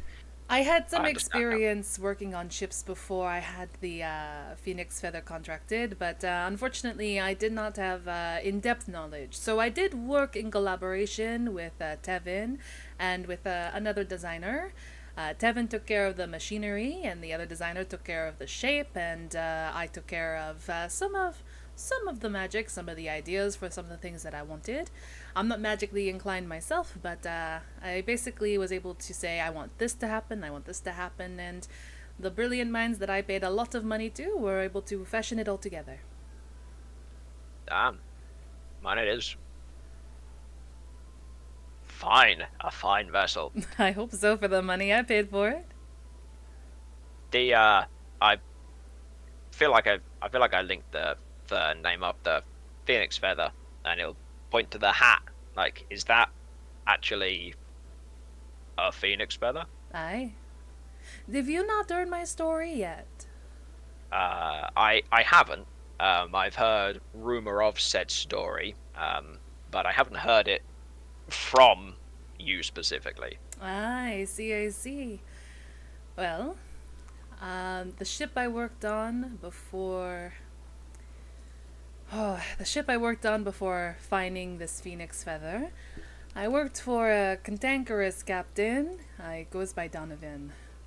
And during an excursion when we went to go acquire peacefully, she puts in big quotations, some treasure and some provisions, we were set upon by an envoy of the Emerald Market, who then took the provisions that we procured. Donovan did his best to fight them, which you do not contend with the Emerald Market envoy. You just give them what they want, and they will go on peacefully. So, Right. unfortunately, where Donovan fought back, they blew up our ship. Oh. Yes. Having the ability to breathe underwater, as Triton do, I was able to survive, at least for a little bit, until exhaustion nearly overtook me. Managed to hold on to a piece of the ship that still floated on the surface. And I waded away until eventually I found shore. On that shore, I found myself lost on untamed lands, until eventually I found a large winged creature who seemed to take pity on me. I showed I was not aggressive, and she showed me kindness. She helped hunt for me. She helped shelter me. And after a month on that island, I managed to catch the attention of a passerby boat. She gave me a parting gift. And I left peacefully and never told anybody of where I found that bird. Where I found that phoenix. I think that's probably a great choice. It's the same Is- kindness she showed me. Agreed. If I had to ask, is this story true? Like if I wanted to insight check Insight check. Let's go. insight check this story, like it's not looking specifically hard for it to be Yeah, roll a an falsehood of story. Also, how many drinks have you had? I don't know, at least, well, the one I had earlier, probably most of this one. We can say, if you like, he's leaning backwards away from the bar to reach for a bottle he's not looking at. Oh, okay. I see ya. Roll me an insight at disadvantage. Oh, disadvantage, but it's already not good at advantage. Yeah, not bad. You believe that there is truth in this tale she's spinning. Like they say, every tale comes from some truth, right? Mm-hmm. Damn, that is. Like, I didn't even think that the Phoenix was real, you know. But then I don't think a lot of things were real. You know, like I've read books, and I'm not a fool of a man, a fool of an elf, I suppose. But I like proof. I like my things with proof, you know. But mementos and little things serve as good enough proof. Like, of course they do. Well, But it you're turns out everything's real. Phoenixes is real. Hags is real. Great Hag, or whatever that fucking thing on the beach was, also real. Some weird eyeball demon. That's real too. Demon. Oh, yeah. Okay. There we go. Cast your mind back. Like, I don't know how long. It's been like maybe 3 weeks or something, hasn't it? I think so. since Emerilla was, well, assailed. So cast your mind back about 3 weeks or so to darker times in the city of Emerilla. There were obviously, aside this large entity that we call Satasha, like, or some avatar representation of Satasha, of course. But there were these weird and like look like eyeballs with tails, like floating eyeballs with tails. Ooh. Violent, vicious, and if you stab them, they explode. Oh. If they die. So fortunately, I have this, and not necessarily so much a issue for me, but you know, um, but for him, and he'll like point a thumb over to Sonar. Like for him, man likes his stabbing. Kind of a big deal when, um, you know. But I don't know what they were. I've never seen anything like it at all. Like big eyes. I wonder what drew them close. I have actually heard whispers on the Organocast from Emerilla. Some council members have gone over to see if there was any potentially dangerous magical items that needed to be taken. And was Emerilla mostly known for its lush verdant, its forests, or for its greenery? I mean, more so than Devcast, I guess. Like it had some parks, I suppose. I don't know if it necessarily had. I actually don't know the answer to this. I suppose, like inside, I'm gonna say it was just kind of like a city, and it had some parks. But outside, So, what the hell was it like? as a citizen of Emerilla, or formerly Emerilla, you know that there was the Druids' Grove, which was basically a very large wicker dome encased park where a lot of the Druids resided and worked. Monica would be mostly familiar with because Monica, I believe, is the only party member that went into it. So there is that, but other than that, there's like the occasional parks in Hightown. There might have been like one very small park in Midtown, none in Lowtown. Yeah, well, that's Lowtown, and there no parks there. Yeah. You just see tumbleweeds in low. Yeah, I do. Yeah. So okay. Sorry, you go ahead. So there was the big park in Hightown, and there was like a smaller park in the middle ring of the city, and like outside there was this thing called the Druids' Grove. I never had any reason to go there, but I've seen it from a distance, and that was quite green and reasonable, I suppose, but not really verdant, I suppose is the word. I would not say that the area around it was like that, no. I wonder if that is what they were laying reference to. Apparently, a good chunk of Emerilla is suddenly lush and overgrown with vines and very tall, large flowers.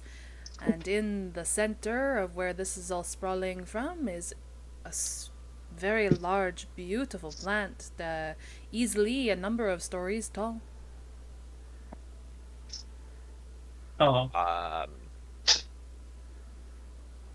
I don't. Okay. The well, roommates that have gone over to accompany the council members upon this apparently have been attacked by some plants as well. We believe, or at least I say we, but apparently Kelpsa believes that it might be the result of maybe some unguarded or maybe some damaged magical items that maybe got the aether mixed into some plant life nearby and maybe just caused it to grow out, or it's peculiar. It's something they've never really encountered before, according to the Arcanocast.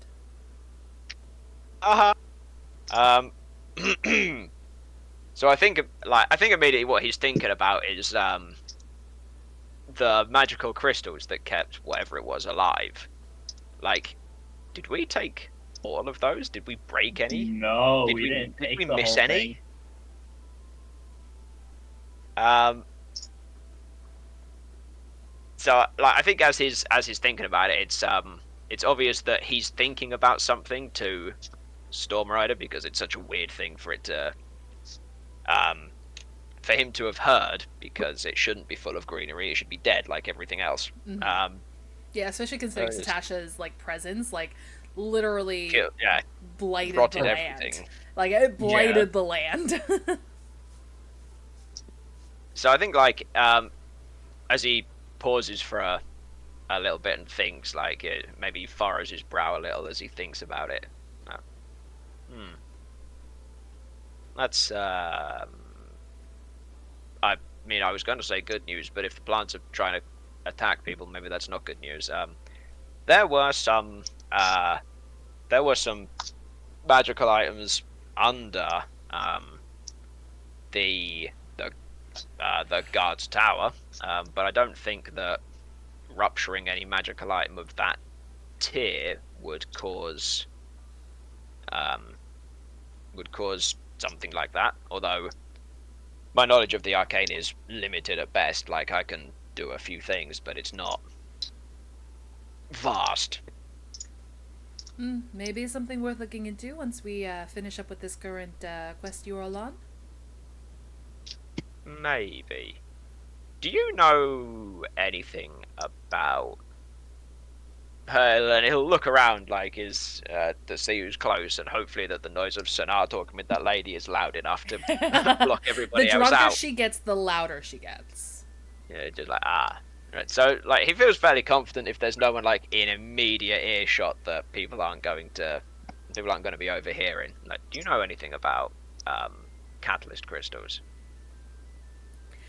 I've definitely heard a little bit about catalyst crystals. They're a very controlled substance in Kelpsa. However, like most tightly locked up substances, they are quite popular on the black market. The entity, Satasha, their skull after we brought it down was full of them. Crammed with them. And I wonder if maybe that source of energy could be responsible for these weird rampant plants. It's quite possible, maybe. Or maybe the opportunistic caster nearby sees the opportunity and great resource that the catalyst crystals provided. Plethora of possibilities, but until the council and the Rune Knights get closer, I guess we won't know. But the verdant is very, very protective of the flower in the center. Ah. Huh. Strange. I've never heard anything like that before. However, talking about hearing things, have you... I don't know if this is like a household name for you. You're mostly a Kelpsa resident, I understand, as it is. There was a lady in Emerilla, Gladys Nevermore. Oh, Is yeah. this a familiar name to people of Kelpsa? Like, you see Alara sort of like furrow her brow for a second, but immediately, loudly next to you, Celine snaps to look at you. I know that bitch! Yeah, we love Celine. Uh-huh. Well, perhaps you could answer then. Who would she happen to be? What do you mean, who would she happen to be? She's like... There's like this fucking wall in like the institute of like top graduated people, and like she's up there all fucking smug like, right? She comes from a very predominant like magical family, and apparently she just graduated with like honors and shit like that. She's like super powerful in magic. Yeah, like, but she like sort of like fell off the face of the fucking earth. Like, people were like, oh, she's gonna be a council member, or oh, she's gonna be an instructor like her like classmate Ashram Bar, like, you know, like shit like that. But like, she just basically, as soon as she graduated, she just fucking left. Oh. And she was, if you had to describe her in a few words, what kind of person was she? Fucking bitchy. Better than everybody. Like, I don't know. Like, I don't know how else I could really describe her. She was not a nice person. Okay. She was powerful. She knew it, and she basically only stuck with like her two friends. And let me get my notepad out. And those people were. Those people were Ashram Var and One second, I gotta remember Emmerich's last name. Give me a second. Hang on, I need my notepad. Hold on. Like, pretend I'm fumbling around for a pen or something. One of the unseen servants just floats up and like hands you a pen. Oh yeah, cheers, bro. Here you go, brother. You need a notepad too? I love the cheers, bro. yeah, because that's how he talks. You know, that's how they're all gonna talk. They're just gonna talk like a whole bunch of frat boys. I don't know how you spell Emmerich. Emmerich? I have spelt it so many times that I can't find the original DM in mine and D's like messages. Just go with one of the spellings and we'll call that one correct. Emmerick.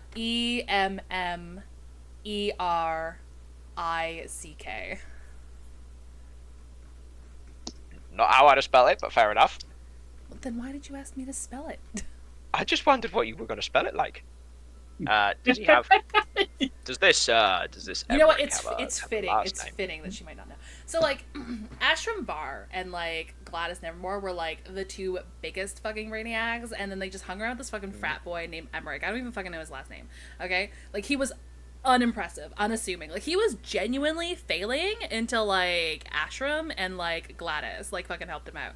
Some people say that they were all dating. I don't know. No, yeah, actually, no, I did kind of stick in the rumors a little bit. They were all, like, really, really close, if you know what I mean. But, like, Ashram, like, went and became, like, a teacher afterwards until, like, the incident. And then, like, Gladys, again, just, like, fell off the fucking face of the earth. And Emmerich, I think he, like, moved, like, out of Kelpsa. I don't fucking know where he went. But, like... Oh. Gladys We was are, such a bitch. We're talking of the same incident where he murdered a bunch of children in the classroom, right? That incident? Yeah, but like they got better, but like we healed the physical scars. The emotional scars are going to require therapy. Right. If if it makes you feel better, I can tell you that Gladys is dead. Legit? Yeah. Yeah.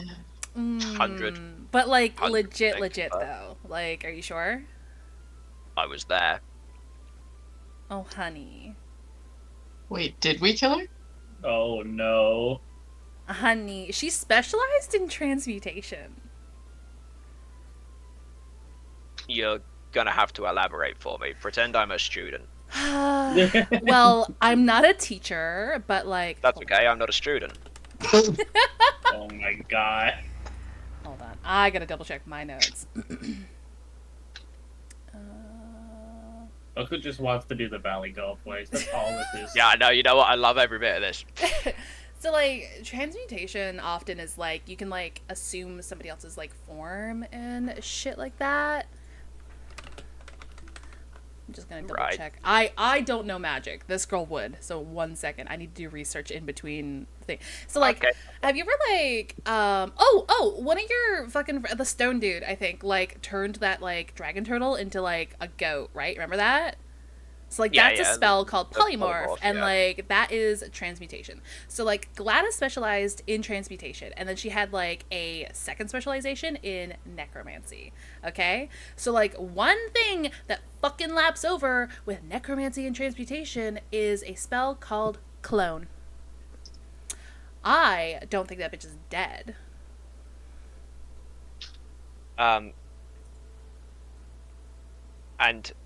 do you have... Okay, assuming that I know nothing, which I don't, if, like, Do you need they're me to explain dead. clone to you? I might need that, yes. Okay, so it's a little gruesome and a little gory, but like if you're a really powerful caster, you can have like a body, like a vessel, like ready and waiting for like your spirit when you die. So like you just gotta like chop off an arm or something and then like cast Greater Restoration and get like that arm back, right? And then like over like either like a few days or a month, I don't fucking know, like that arm will like grow a whole ass new body, and then like you will legit, like when you die, your consciousness goes to that vessel. And like you could also use it to like make yourself younger. So like she was human, so she's like, I don't know, she was like probably ancient, like old by the time like you guys like offed her. So like she could totally be like, I want to be 20 again, and like have that vessel be like 20, and then like when she like dies, she just like boop back into that 20-year-old body, smoking. And people do this? Like really powerful casters or really rich dudes who can commission powerful casters. Well, yeah, but how would you know? Like, would you be able to know that you'd offed a clone? I mean, I guess if you like encountered the person again, you would know. Or of course, if there was anything left of them, and if they had like lackeys lying in wait, like they could always just have somebody like literally all you fucking need is like a toenail, like even less than if you had like a fucking strand of hair, like you could also cast like a true resurrection on that. Man, I read the clone spell and I hate it. I think as this lady waffles on about the clone spell, he'll just put Tyrant the just gets notepad. paler and paler. yeah, like he'll put the notepad away, and he'll hand the pen to an unseen servant, which he misses and just drops on the floor. And he'll finish the drink, and he'll look over at Sanar and Stormrider, and she's not dead. She's not fucking dead. And he gets up and he makes for a different room somewhere.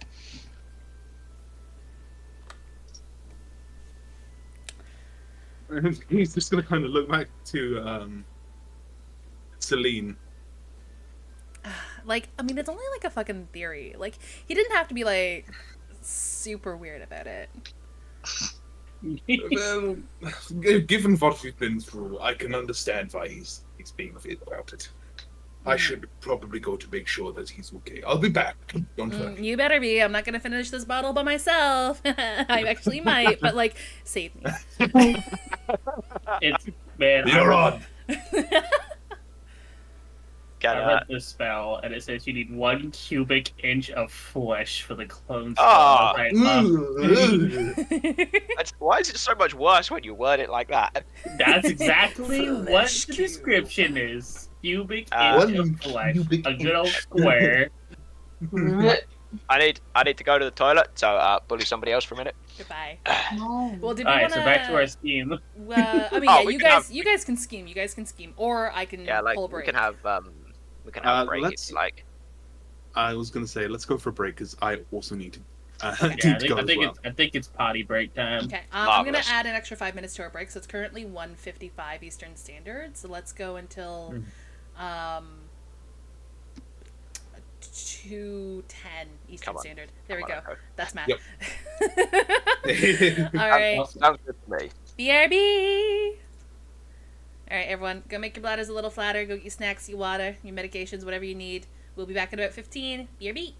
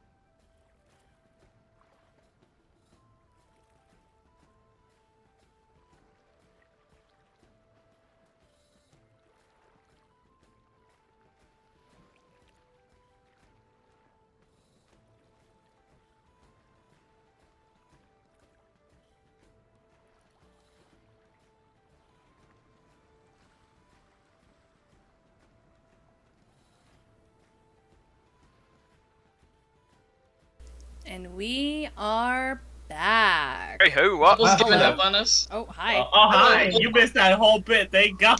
Wait, what did I miss? You don't want to know.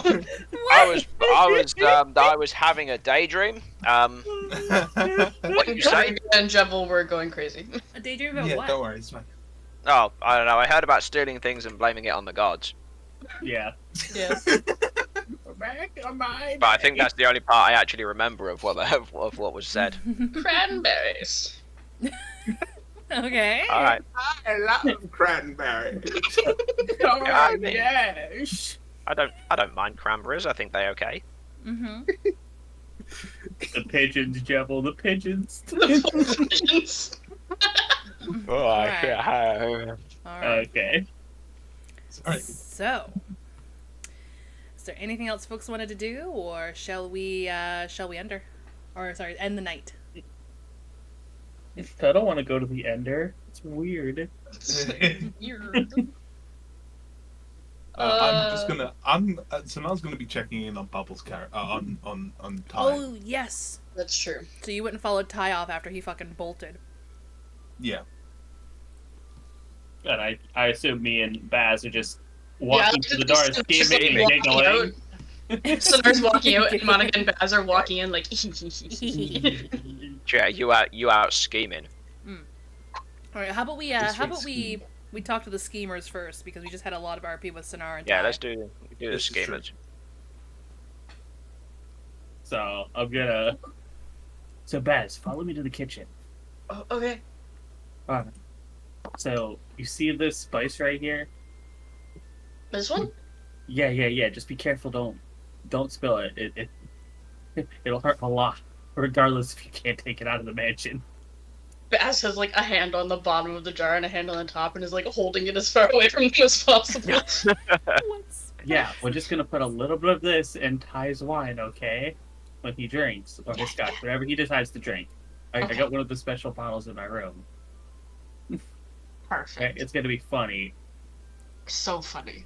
Hell yeah. We're That's doing pretty- this as there's like trauma going on in the other room, and we're like, Yeah, we don't know nothing about this drama. We're being little assholes.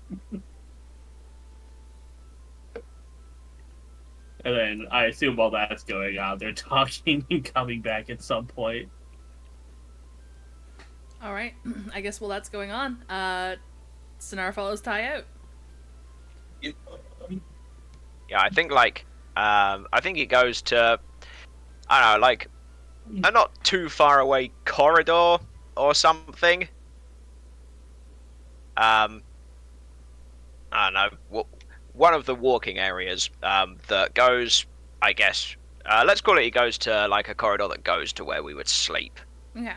I guess. And he goes in there, and he'll like pace backwards and forwards, and he'll breathe to himself like he's trying to steady a fast beating heart as he walks up and down the corridor, and just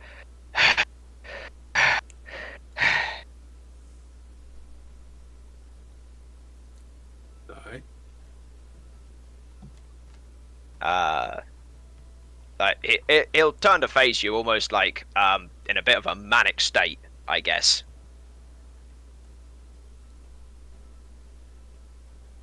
She's not dead, Sonar. No, I had a feeling that would be the case.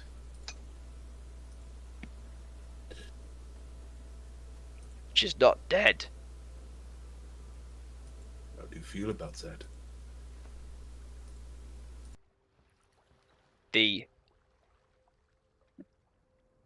That was the solace from it, was the fact that she was dead.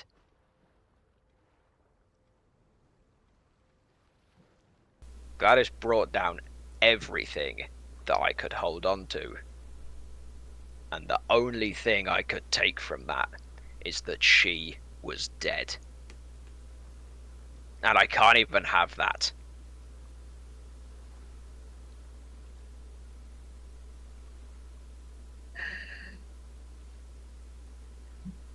You know, it's funny. Nihilus talked about having no purpose and being lost. And I think I've now found one. You're going to go after her? I can have revenge. I can claim back something. Yes. Yes. I'll find her. Maybe she's still like a growing arm or something, or maybe she's weakened. Maybe I can catch her unaware. These are good Aye. ideas. These are good ideas. I've got to start work on Aye. this.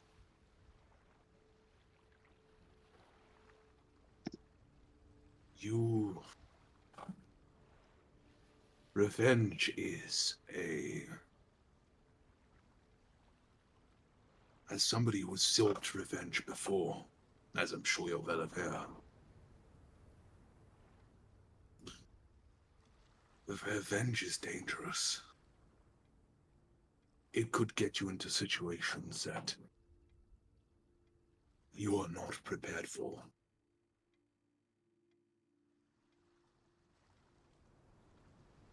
I will not stop you from going all out there and taking revenge. I won't, of course. It's not my place to say. But all I ask, all I pray, is that you take a moment to think, to breathe, to properly think this through before going out in absolute anger.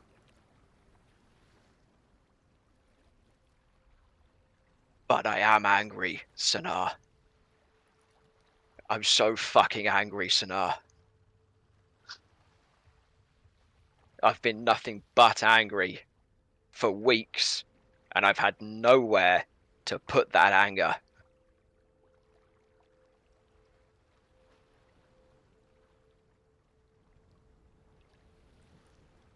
Then I'm coming with you.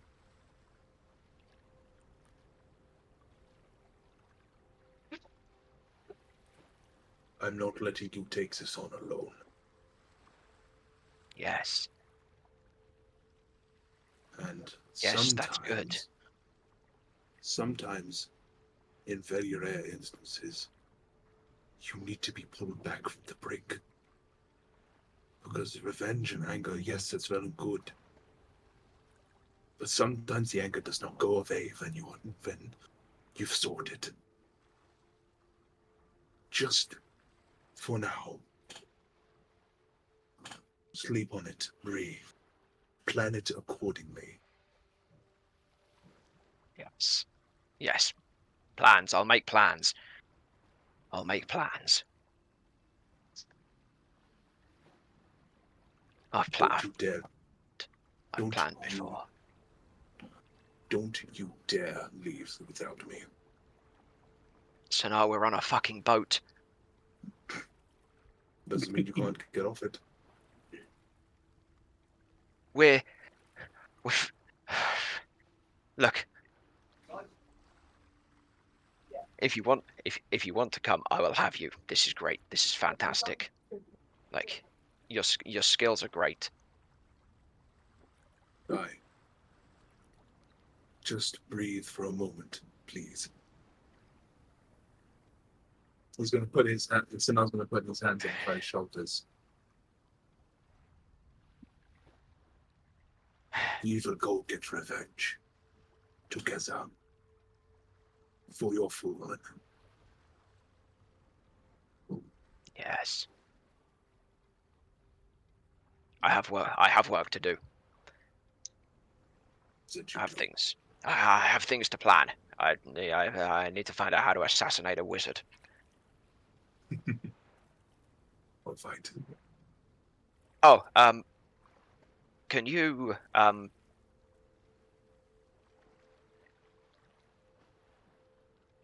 tell Stormrider that I want to continue our conversations, but it's not the right time. Of course. And I'm sorry. I haven't let her know. I gotta go. I've got things to do. Right. And he'll turn and leave and like prowl off up the corridor. He's just going. Sanard's. If you looked back, you're going to see Sanard looking onwards at you in absolute concern. Aw. Before eventually he turns away, leaves him to his privacy, and goes down to speak to Stormrider. All right. I think at this point, Baz and Monica are in the bar. Yeah. Are you guys being stealthy as you're pouring spicy things into a bottle, or? Oh no, we did it in the kitchen. Oh, you did it in And the then went to kitchen. the bar. Yeah, we ain't doing it in front of people's eyes. Oh. Big brain. Okay. So, We just have- spicing it up. Big brains. Big brain. Yeah. Yeah, we're just spicing it up. Yeah. Yeah, spicing it up, and I'll just be holding on to it. Okay. Alara is where she was left. Baz and Monica have a very fine-looking bottle of alcohol in their hands.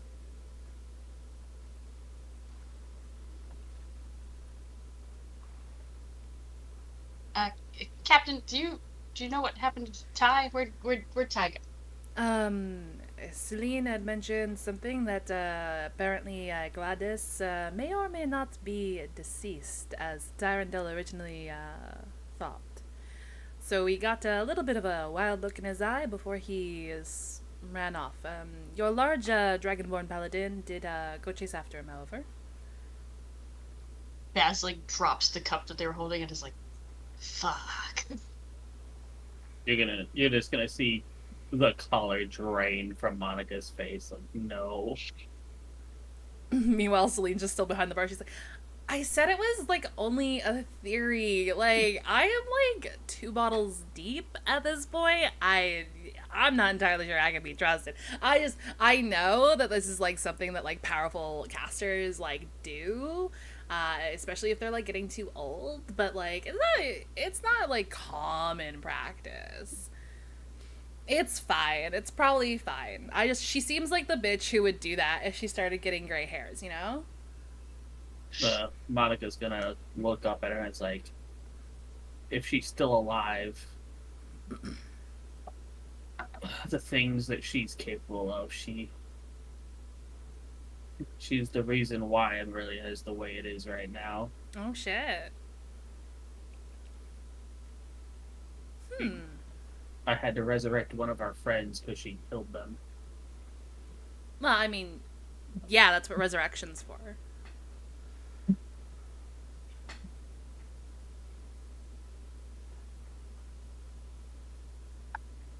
I don't know. Like, desolating Emerilla and just, like, vanishing, not really her MO. Like, or maybe... She was always, like, held up on a fucking pedestal because of her, like, family name and shit like that, and, like, she was, like, a prodigy. I don't know if she actually liked that attention. Maybe she did skulk off. Ashram would totally be the type to put his name on that, though. Ashram would be like, oh, I'm a powerful wizard, look at me. You know, until, like, he killed 4 children. But they got better.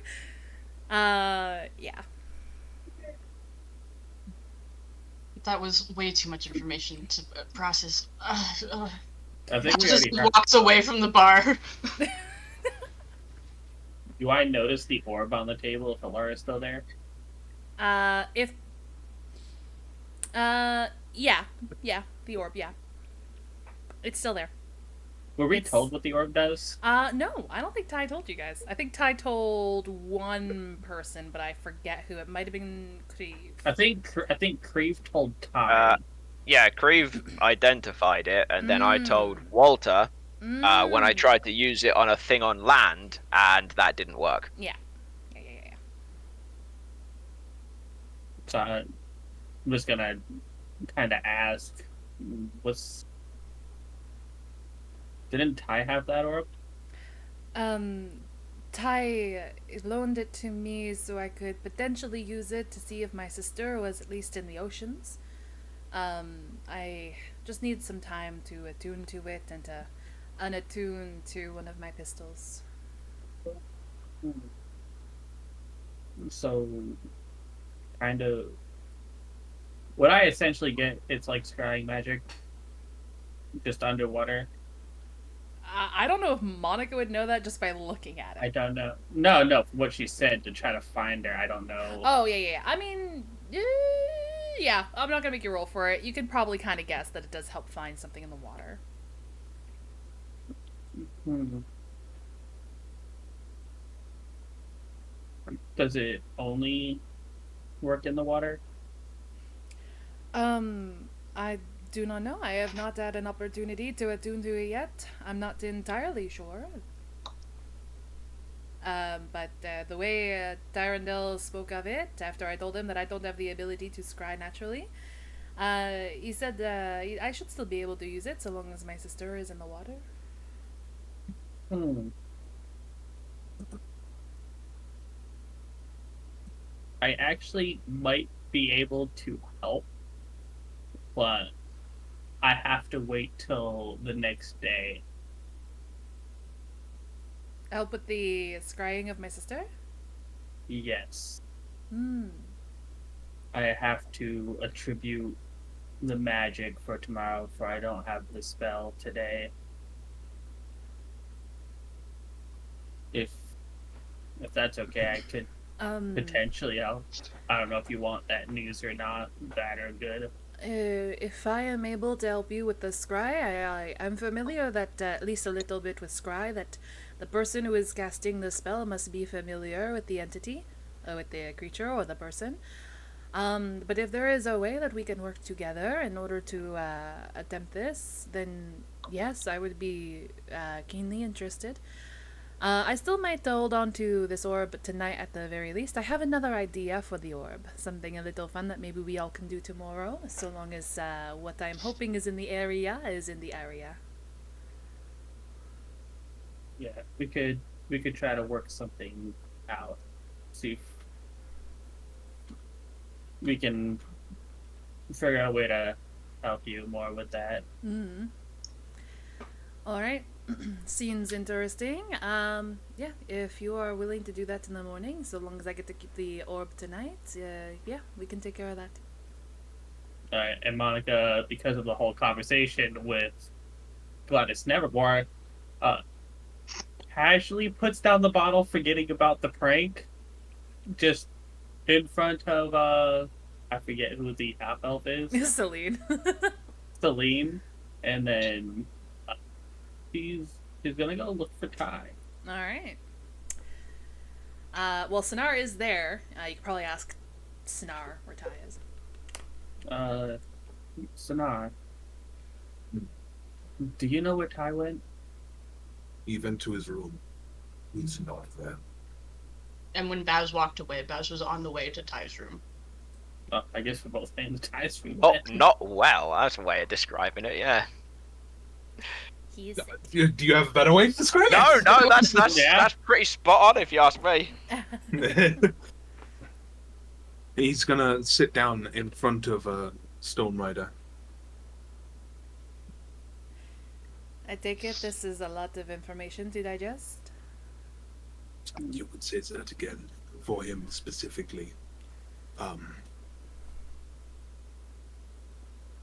He's gonna kind of look. He's gonna kind of look down at his hands that are like interlaced on the table, but then he's gonna look back up at Storm Rider.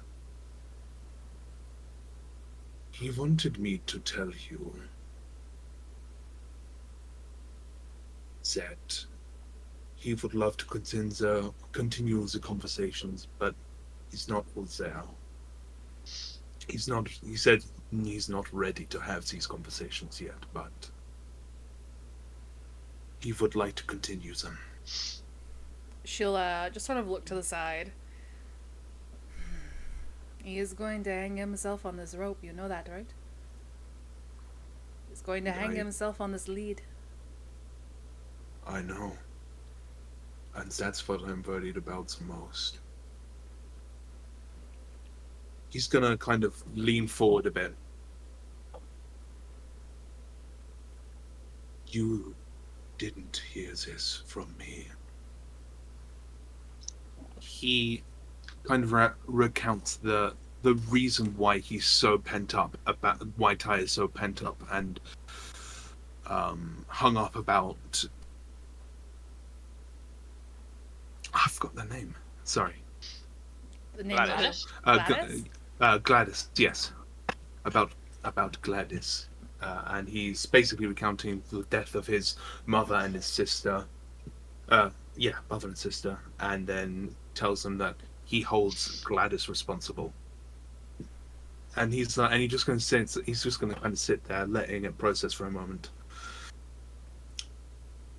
I'm telling you this because I have not known Ty, Commander Curtis, for a long time.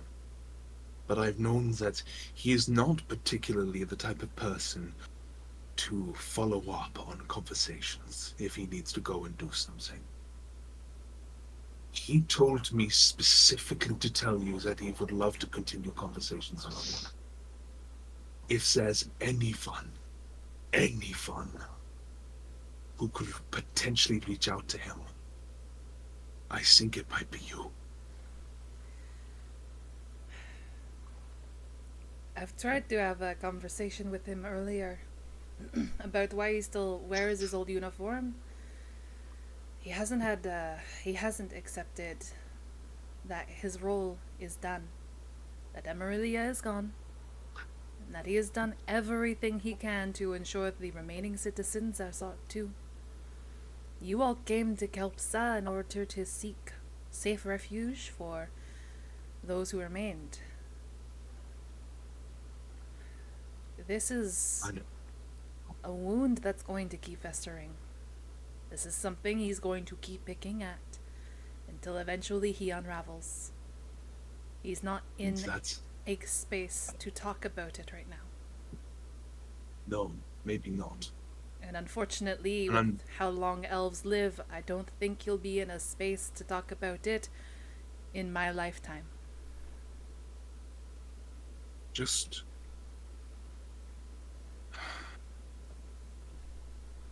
please. If Stormrider looks at him directly, you're gonna see for the first time this hardened exterior that Sinan usually has completely crumble away, and he is he may not be doing it right now, but he is begging. He is begging without actions. I've been down that road. I know where revenge leads. It will kill him, and I'm so scared of that. It doesn't have to be now, it doesn't have to be later, just at some point, please. Please try to talk to him. She'll look off to the side and just sort of grip her glass. I can try. But only if he is willing to listen.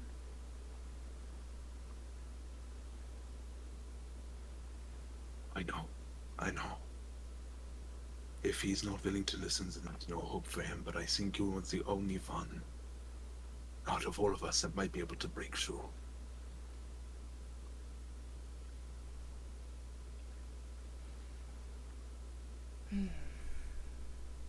She'll lift her glass and drain the rest of it before slamming the glass back down on the bench. Well, I think I might go to bed tonight.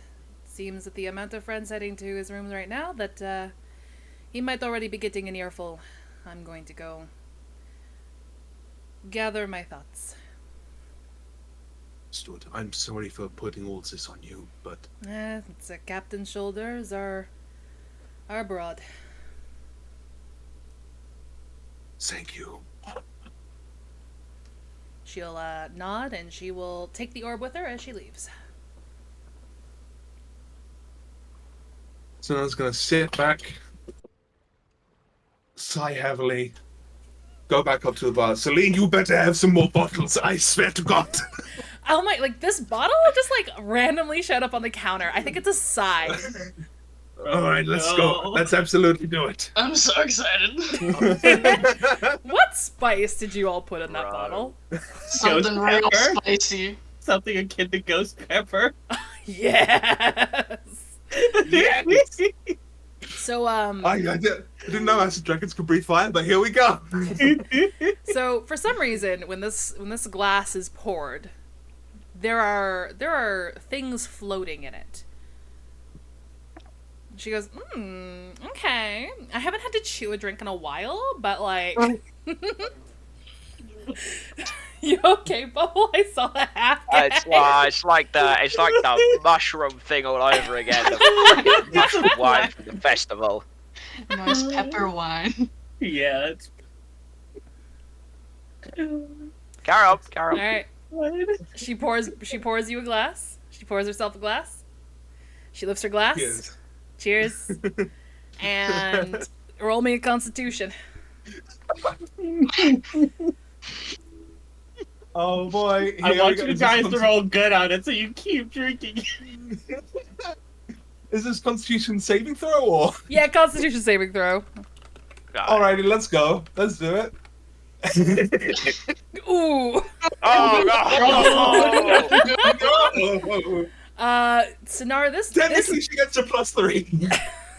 Yeah, let's Woo! go 9! Sonara, this goes down like an angry ghost. And not like a strong beverage type of angry ghost. Like, why did I just mash a bunch of hot peppers and decided to gargle with that? You brace yourself as you bring your head back down and like slam the glass on the table, and just sort of fist to your chest, just sort of like trying to process everything that's going down right now. Celine, however, she immediately comes back down and just spits her drink forward. So you are now wearing her beverage. And she It's in is... my eyes. It's in my eyes. Yes, It's in my lungs! substitution for the pepper flakes. And she just basically crumples behind the bar.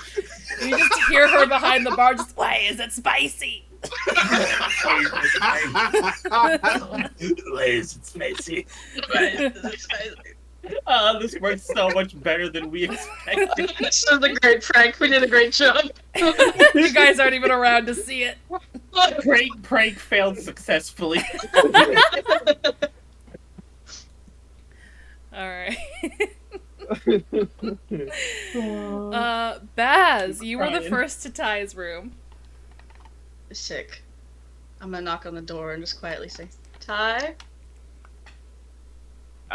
Like you don't get an answer, but you hear like stuff moving around in the room. I'm gonna try to open the door. It's not locked. Sick. I'm gonna open the door. Like, I think as you go in, he's dragging a big. We decided his room was pretty much a carbon copy of what his guard room was like, right? Yeah. Alright, so he's like upgraded one. Yeah, the fancy barracks. But he's I think as you go in, he's dragging a corkboard with bits of paper on it across the floor. Where did you even get a corkboard from? This is my evidence board. You just Always have had one it. of these? Yes, it's what you do when you work. You collect evidence, plots and schemes and things, and he'll put it on the dresser, in front of all of the drawers and stuff, and put it on the thing. It's like. And what are we currently using the evidence board for?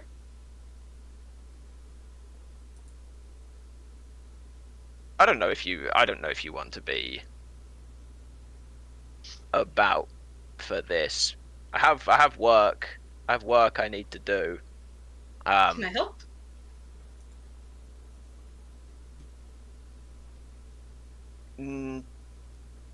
No. Why?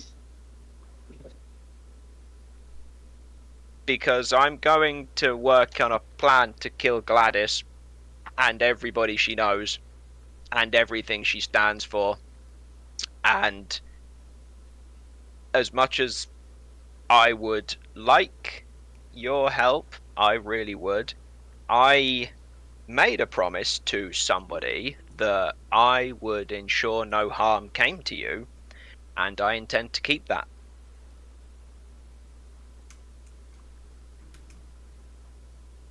Are you talking about both? I am. Long before she was former or retired Commander Bull. You remember when we were trying to bait a demon in I think it was in the docks, and I stabbed you? You remember that? Uh-huh, yep. Yep. Well, when I was telling her about this plan, I imagine you know how well this went, or the kind of atmosphere she was giving off. But I told her, because she said to me, that no harm was to come to you, and I said everything would be fine, and everything was fine, and I've held that promise to her. Well, aside that, but you did that to yourself, I think. Um, and I've been true to that promise, and I will not drag you into something that I think will bring you harm. If you're not willing to put me in harm, why would you be willing to put yourself under the same harm? Because I want to do something about this than the way that I am feeling with things, and this is the way that I think I can do what I want. Well, I don't think I can get into much harm putting pins in a corkboard as Baz sits down on a chair and like puts their legs up on whatever table is nearby.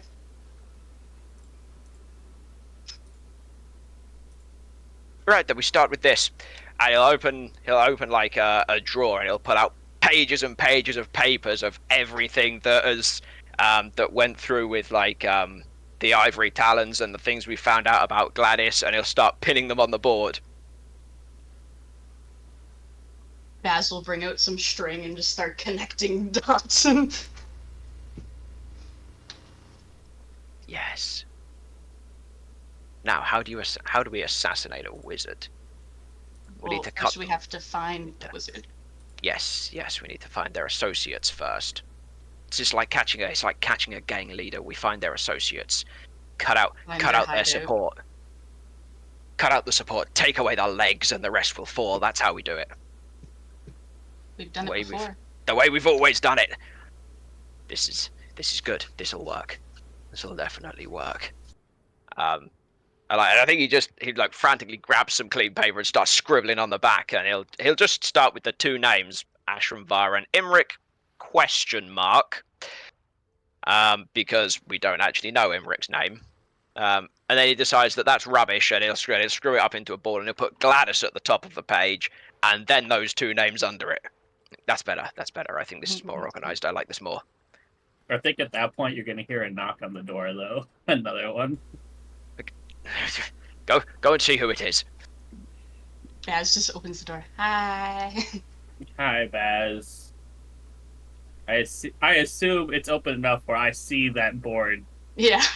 Yeah, as you like come round, step in and look round the door, there's like this board and him scribbling on some paper, and there's papers all over the place. Monica's This is gonna. kind of how I found him. Hi, what's this about? We're putting together a board about Gladys and how to find her and her associates and kill them, apparently. Yeah, you see, Baz knows. And you plan to do this when and how? We haven't gotten that far yet. Well, I haven't got as far as how, but when kind of lies on as soon as possible. You know, like we've got to do this thing with Creve, which realistically I don't want to do anyway. But maybe like we're already doing that, so I can use this time to plan. Okay, question. Yeah, How sure. do we know if she's not really dead? Like, were there any clues on the body that we left behind in Emerilla? No, but the lady said downstairs, the loudmouth fuck, whatever her name is, I don't know. She said about a clone spell. Monica, you know magic. Do you know the clone spell? No. Yeah, I was gonna say Monica would not know. Do you know anyone that knows the clone spell? No. Do you know that if the clone spell exists? Can one of us roll Arcana and see if Because of that. the two spellcasters, can we roll Arcana and see if we know anything about this spell? Yeah, sure. I highly doubt. I'm gonna fail this check. So Not intentionally, I hope. Well, no, I have disadvantage until tomorrow. Yeah, no, the two of you are doing your best to rub your little arcane brains together, and you are single brain cell. It's not working. you're not familiar with the spell. The two VTubers using the same brain cell. Of course, it doesn't work. Lore accurate. Sorry, I assume it's a higher level spell. Neither of us really know. What? Why don't you know? Creve will know. Pull out the sending stone. Creve, do you know the clone spell? You get Creeps a- static. Bard. Fucking static. He better be dead. That's What? not, no. No. We do not wish death upon our friends, Ty. Yes. Well, where the hell is he? In my moment of need, I need him. That's kind of where he stays. Never mind. Different plan. We need to find somebody who knows the clone spell. That way, if I'm killed and I fail, I can have another go. What about what's it called? Why would you plan to die fighting her? The Desmond? No, the false phylactery. You sold it to that scumbag in the ship, remember? I did, didn't I?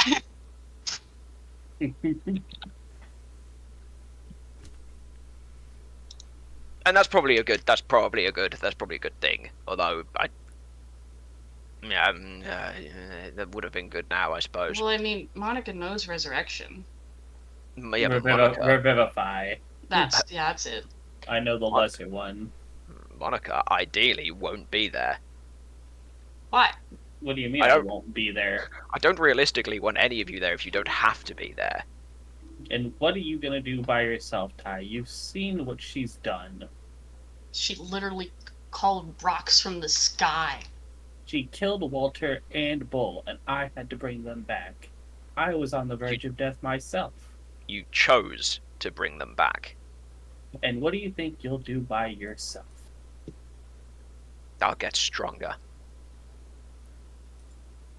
I can make a deal. There's entities that make deals, I've found out. No. No deals, no soul selling. That's not happening. But it'll work. It can You work. I don't know that. I know this isn't working. We're using up too much time. Do you have any constructive ideas? Like links, right? Ring those little brains out and tell me, do you remember anything that might be useful? Associates, names, not the two we've just heard about. I know those ones. Would I know associates, considering we've technically taken contracts from that bitch in particular? Oh no, that was after me, I think. No. You could contact what's her face, the one that was heading the Ivory Talons. Is that the Ivory Talons? Is that what I'm thinking? No, the it was the Scarlet Scarlet Scourge. Carriage. Yeah, the one who was heading the Scarlet Scourge after you got kicked out. It was Nina, right? Yeah. You could contact Nina. She might know something because she was the one working with Gladys, right? Yeah, but Yeah, that's good. That's a good idea. I think we worked with her before once. She was shitty. Then it fell apart. Then Nina took in charge, and then Nina worked for her, if I remember correctly. Yeah. But however, that is gonna have to wait a second. I gotta go make a quick trip. My stomach is hurting. Okay. Okay. Fair when you gotta go. We could contact Ross, see if DevCast law enforcement knows Ross. anything else about the Ivory Talons. Yes, Ross. Ross could be a good idea. That lady, You can with actually be more specific. with the lady with the smashy armed friend. With the Vivian. Forge? Yeah, that one. Yeah, them, they might know. The children, do you think the children know anything? The Devcast children? Why would the gang? Yeah. What would They just kind of robbed us. I don't think they'd know anything. Yeah, you see, but no one suspects the children. Though I know better than to think that way. Well, that's rude. My children are perfectly fine. Do your children know? No! Are you sure? I'm sure they would have told me if they did. What if they were paid not to? What if they were told not to? We have a fairly good system, I think. They keep each other safe.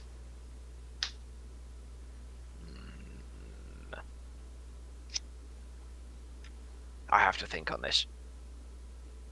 You have to get some sleep, is what you have to do, Ty.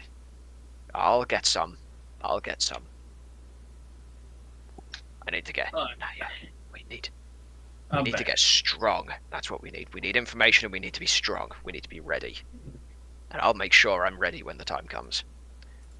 Okay. I'm gonna go out on the boat. I'll contact Ross. I don't know if he'll answer this late at night, but I'll Ask Creve about the spell. I'll ask Creve about the spell. Alright. So you're leaving the mansion to go contact Ross? Yeah. Alright, and what are you saying to Ross? I'm gonna say, hi Ross, it's Baz. Just wondering if DevCast Law Enforcement has any files on the Ivory Talons. It is late. It's already late on this half of the world.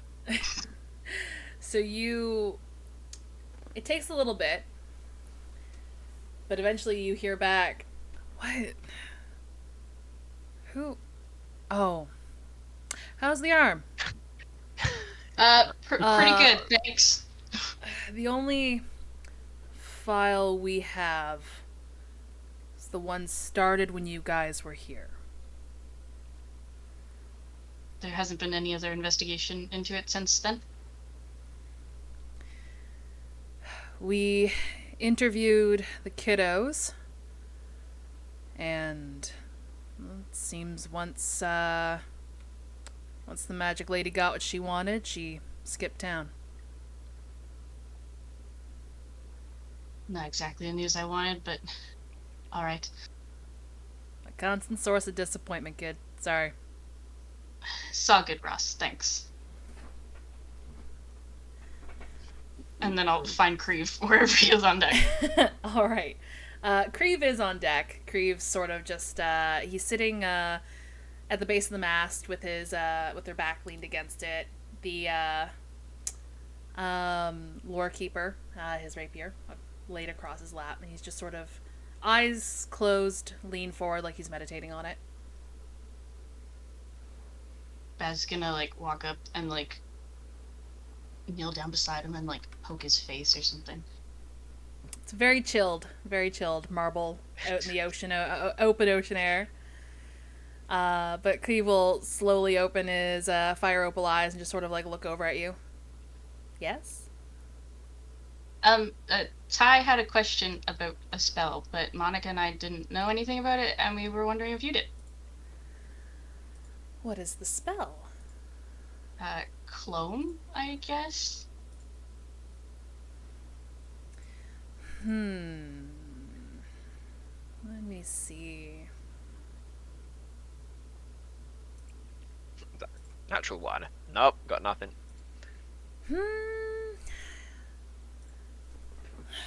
I know a little bit. It sounds familiar. And some of the books in the library that I woke up in made mention of a spell that could extend somebody's life by creating a secondary version of themselves. But it required a lot of organic material, and Creve will sort of gesture to themselves. And it only worked when the original died. Okay. Or Do I guess you it think only animated when the original died. So when it got a soul to inhabit the body. Yeah. Do you think it possible that Gladys would have known and or used this spell?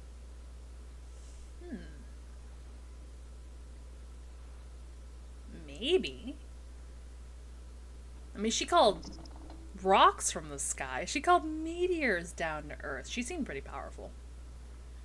That's true. Do you remember seeing anything on her body or any clues during the fight that would suggest anything like that? I don't think I was there for that fight. Wasn't he? I don't remember. You guys told me No. that rocks fell Oh, from the no, he sky. wasn't. I wasn't there for that fight.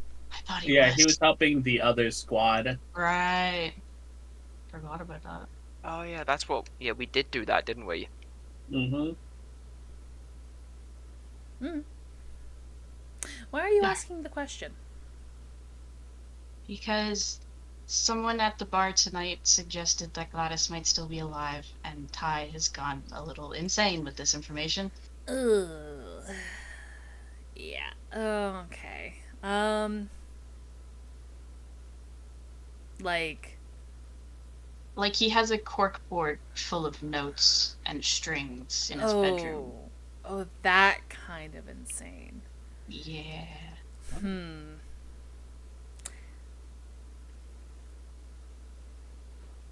Okay. Well, we're literally, like, we're hitting Valtoria, like, tomorrow night, I think. Wait, really? Yeah, we're basically there. Oh. Huh. Doesn't feel like we've been on this ship that long. Time flies when you're having fun, I guess. Okay. Well, I'm gonna go back and make sure that Ty doesn't kill himself with exhaustion. You have fun with your sword thing that you're doing. Anyways. Okay, goodbye. Okay, bye. And So what do... Baz will return to the mansion. So associates-wise, what would I know? About Ish. Gladys? Yeah. Roll me a history. No, it's time Come for on, me Rawhide. to... You're asking a lot for someone at disadvantage. I believe in you. Yeah, can I give you advantage by saying that I do? I mean, you could give me advantage in chat. You could, Yeah, you know what? It's related to me, so I'll pay for it. Yeah. you could take a D10. Oh, Baz is giving a D10. Well, if he gives me the Uh. advantage, it'll be a 21. That's true. Well, no, it's not a No, straight you gotta 10. re-roll it. No. Yeah, you've got to roll the D10.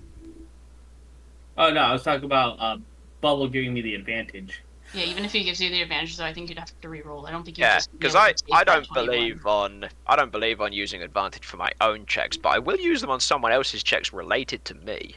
I see. No, yeah, I think Baz is the right of it. I think the way we've run it in the past is that you have to do one additional roll. But you just don't have disadvantage on this one, so it's just a straight roll. Yeah. Because you would have disadvantage, but Bubble give you advantage, so it's just straight.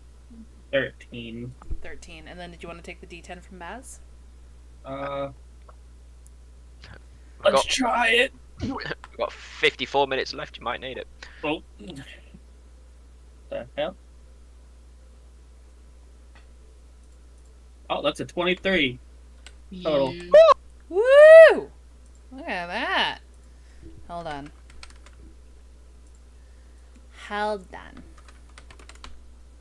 Time to pull out the ancient archives of the Scarlet Scourge.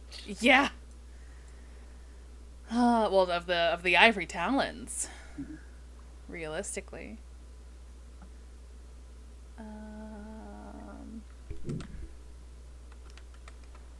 Fucking hell! I've written GLaDOS' name 3 times and different every time.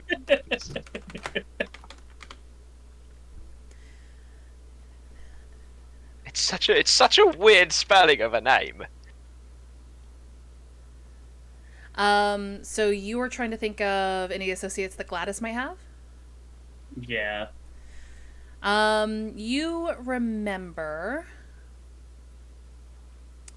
So your father tried to keep you away from Gladys when they originally started dealing with Gladys. And then, of course, when dealing seemed unsavory and your father finally, wised up and was just like, we don't need the money that bad and cut ties with her, that was sort of the last of it, right? But you do sort of remember somebody who would wear a red cloak with olive-toned skin and dark brown hair. A woman who was referred to as Melina.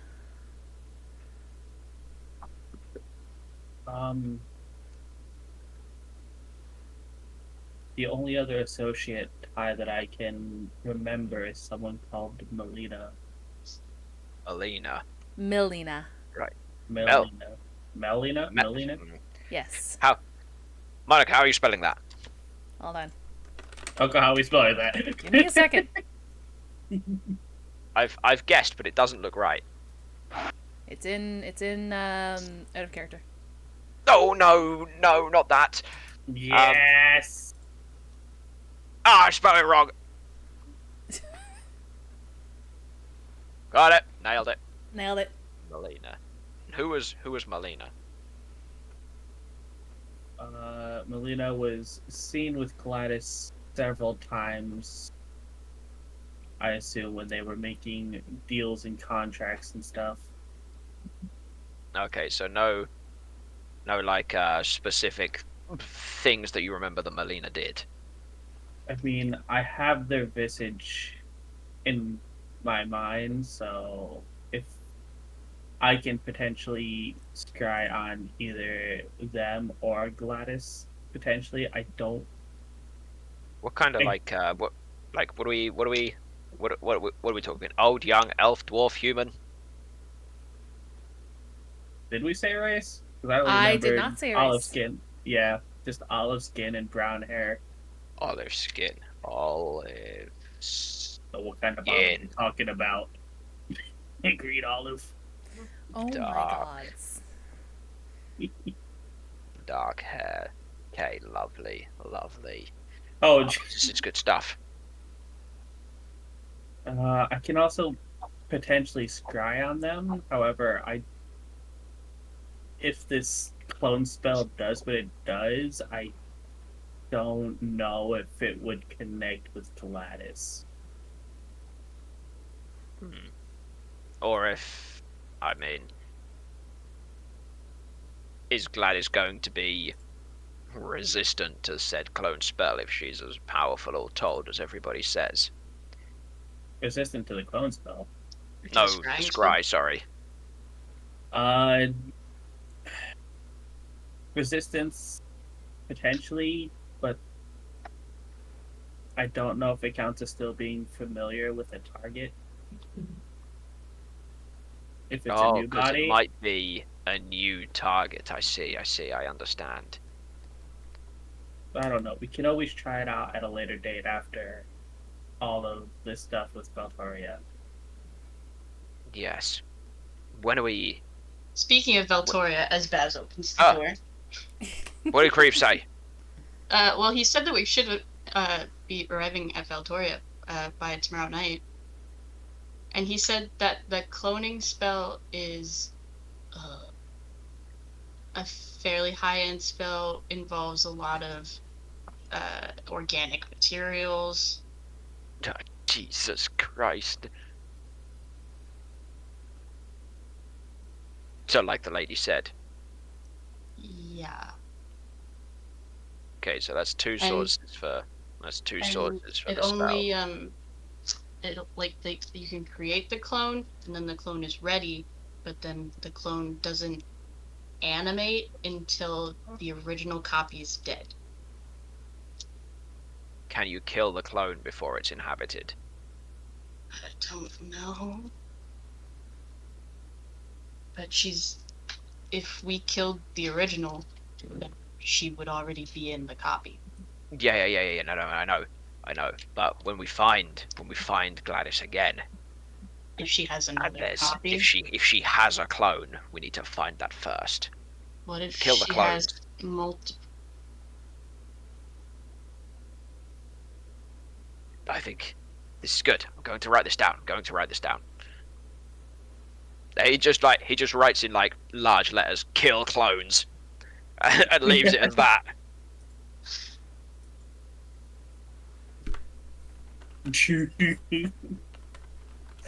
Like, right, this is good. Tomorrow you say for Valtoria, right? We should plan. We should plan for that. We should plan for that as well. Yes, I will try to look into Melina more. Potentially, I can always ask my dad. Your dad.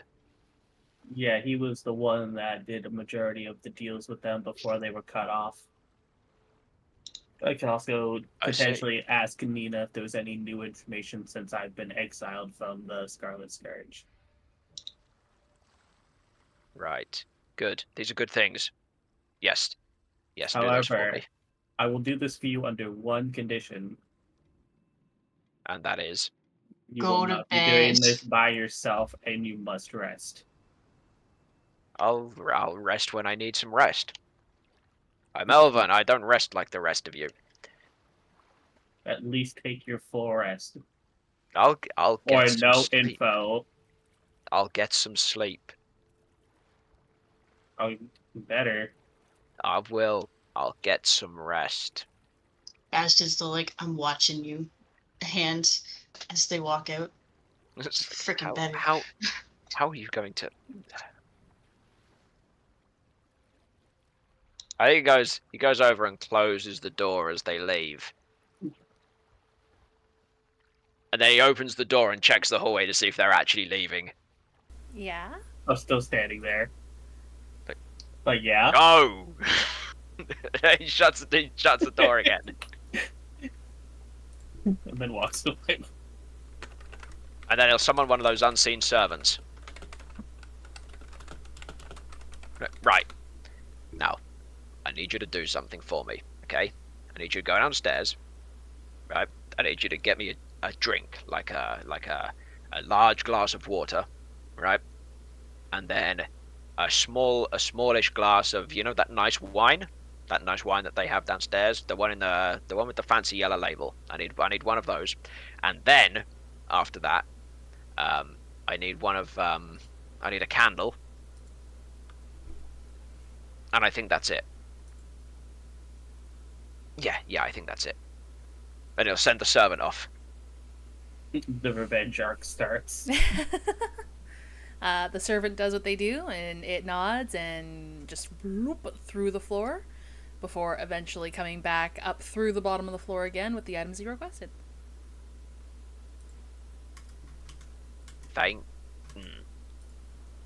Thank you. Like, I'm assuming it doesn't respond because it doesn't say anything, right? It doesn't. Oh, sorry, I hate to trouble you again. Could you get me something that, like, the more mortal folk use for relaxing? Do you know what I mean? A pillow? I'm gonna assume that the servant just kind of looks at you and just tips his head like, They are not mortal. Is Ty asking for good kush? Like, what's going on? Yeah, you want that good drink, that good smoke? He's, Yeah, like he's had a long day. He's had a day. So the servant just stands there, and that's fine. It's like, I'm gonna be honest. I don't think Monica has that in the mansion. So, like, you know, like, like long, like, just get me a fucking cigar, okay? there is no cigars. There's none? There's no cigars? Monica does not smoke, and she hates the smell of it. Oh. Go. What are you waiting for? Is there no? It just shakes its No. head. No, not no. Who on this ship could have a cigar? I wonder who. I wonder. I don't know anybody that smokes. You sure? Does Tevin smoke? Guys, you're gonna have to help me. I don't know who smokes. I don't know.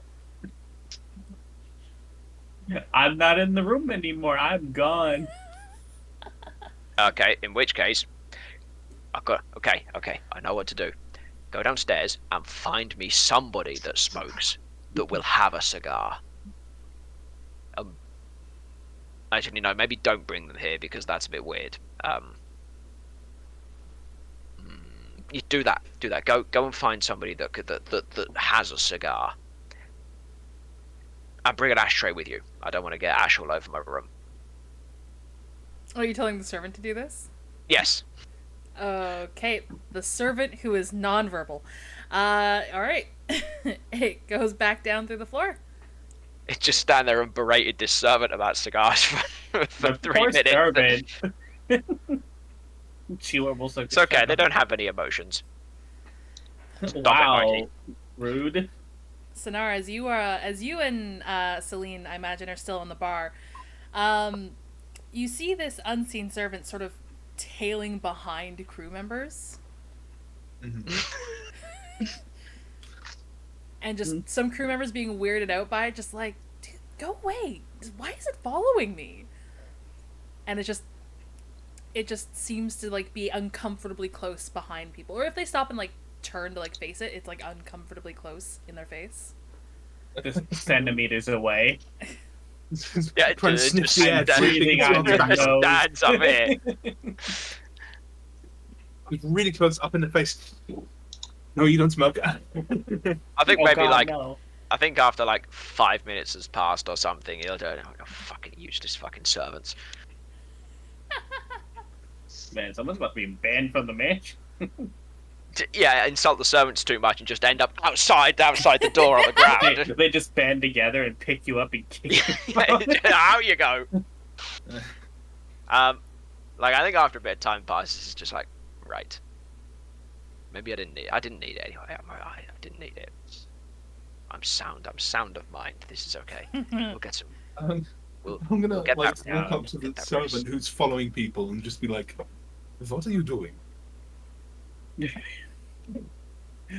going to like turn and face you, and it's going to look up at you and just sort of cup its hands towards you.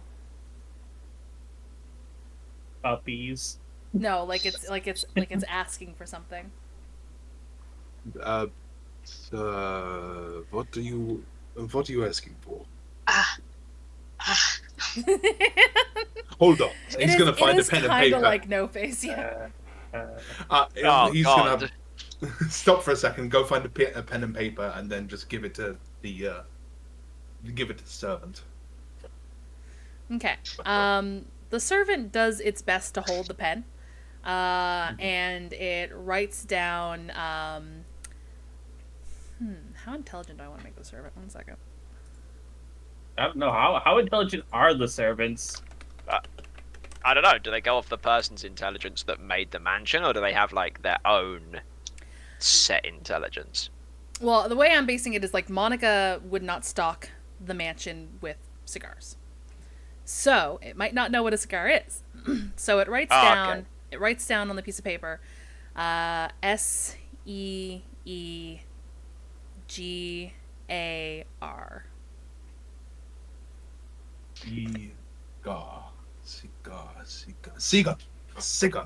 Cigar. No, I understand.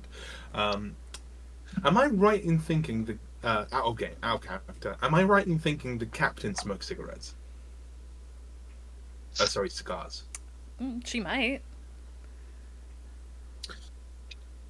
He's gonna hold one hand up. He's gonna walk over to Storm Rider. Storm Rider. She's no longer in the mansion. Oh, she's no longer in the mansion. In which case, has she gone back to her cabin? You saw her leave the mansion. Oh yeah, no, she's gone back to her cabin to sleep. Obviously. Sensible. Not the cabin like not the cabin like the mansion cabin. I mean, cabin is in the captain's quarters. I know Yes. which one you mean. Okay, cool. She did say she was going to go to sleep. I don't want to wake her. I know this. I know somebody else smokes. Who is it? Which one of you? Which one of you fuckers? Says, I know which one of you. You hear Celine from behind the bar. What? What do you need? Cigars. Oh. I don't know. Oh, I don't have cigars. I got something else, though. What's that? Got the good kush. I mean, if the spicy alcohol's too boring, I got something else. Please, You're please, gonna tear over- up to Ty, please. Yeah, it sounds like he needs it. He's gonna lean over the bar. Yeah. So just look at her sitting down. What do you have in mind? She reaches into the pocket of her baggy pants, and she's again sort of just laying on the ground behind the bar. And she will God. present a small rolled up cigarette looking thing and sort of lift it upwards. He's gonna take it, not knowing what it is, and then hand it to the unseen servant. The unseen servant takes it and just whoop through the floor. I'm so excited. We're talking about a mushroom situation. Celine's just like, I wouldn't recommend having too much if you're like unfamiliar with it. Just like a puff. Like What? a puff or two. Oh no. I'm sure it should be fine. Tomorrow morning. Hey. Sleeping 12 hours for an elf. Yeah. Come upstairs. He's just fucking dead on the bed. Alright, so the unseen servant eventually comes back, Ty, after probably about 10 to 15 minutes. And it presents you with not a cigar. Presents you with a slender looking homemade cigarette. Ah, is this what you call cigars here? You may go. It goes through the floor. Oh. I think like people do with cigars, where they hold it in front of their nose and they smell the cigar and slaps. Yeah, it is stinky. Yeah. Pungent. Jesus. Skunky. That is the best kush. Although it has a little bit of like an evergreen scent as an aftertaste. Oh. A little piney at the end. Maybe it's not a cigar. Maybe not. I'll put it down on the side. And then maybe like a couple of hours later, after he's tried to do some resting and realizes that meditation does not come easy in a heightened state of what he's going to call stress, he'll pick it up and he'll light the end of it. He'll pick it up and light the end of it. All right. Yep. With some lighting utensil that he has for some reason. Yeah, You you might got have a candle. Yeah, you've got a Yeah, candle. but the candle's not lit. No, but you have a candle in your room. Presumably, you've got a means to light it. Oh, you know what? He got a lit candle, sure. All right. It is. I assume you at least try to take it like a cigar, so you don't Yeah. burn the fuck out of your lungs. It is disgusting in the mouth. It's vile. You do cough a bit. Do you continue after the first drag? I think he just looks at it in disgust. He's fuck is this? And then he'll go in again. Yeah, he'll go in again. All right, sounds good. Yeah. Have you ever been under the influence, Bubble? I do not wish to incriminate myself one way or the other. Oh shit, that is right. I shouldn't ask that. I'm Canadian. It's legal here.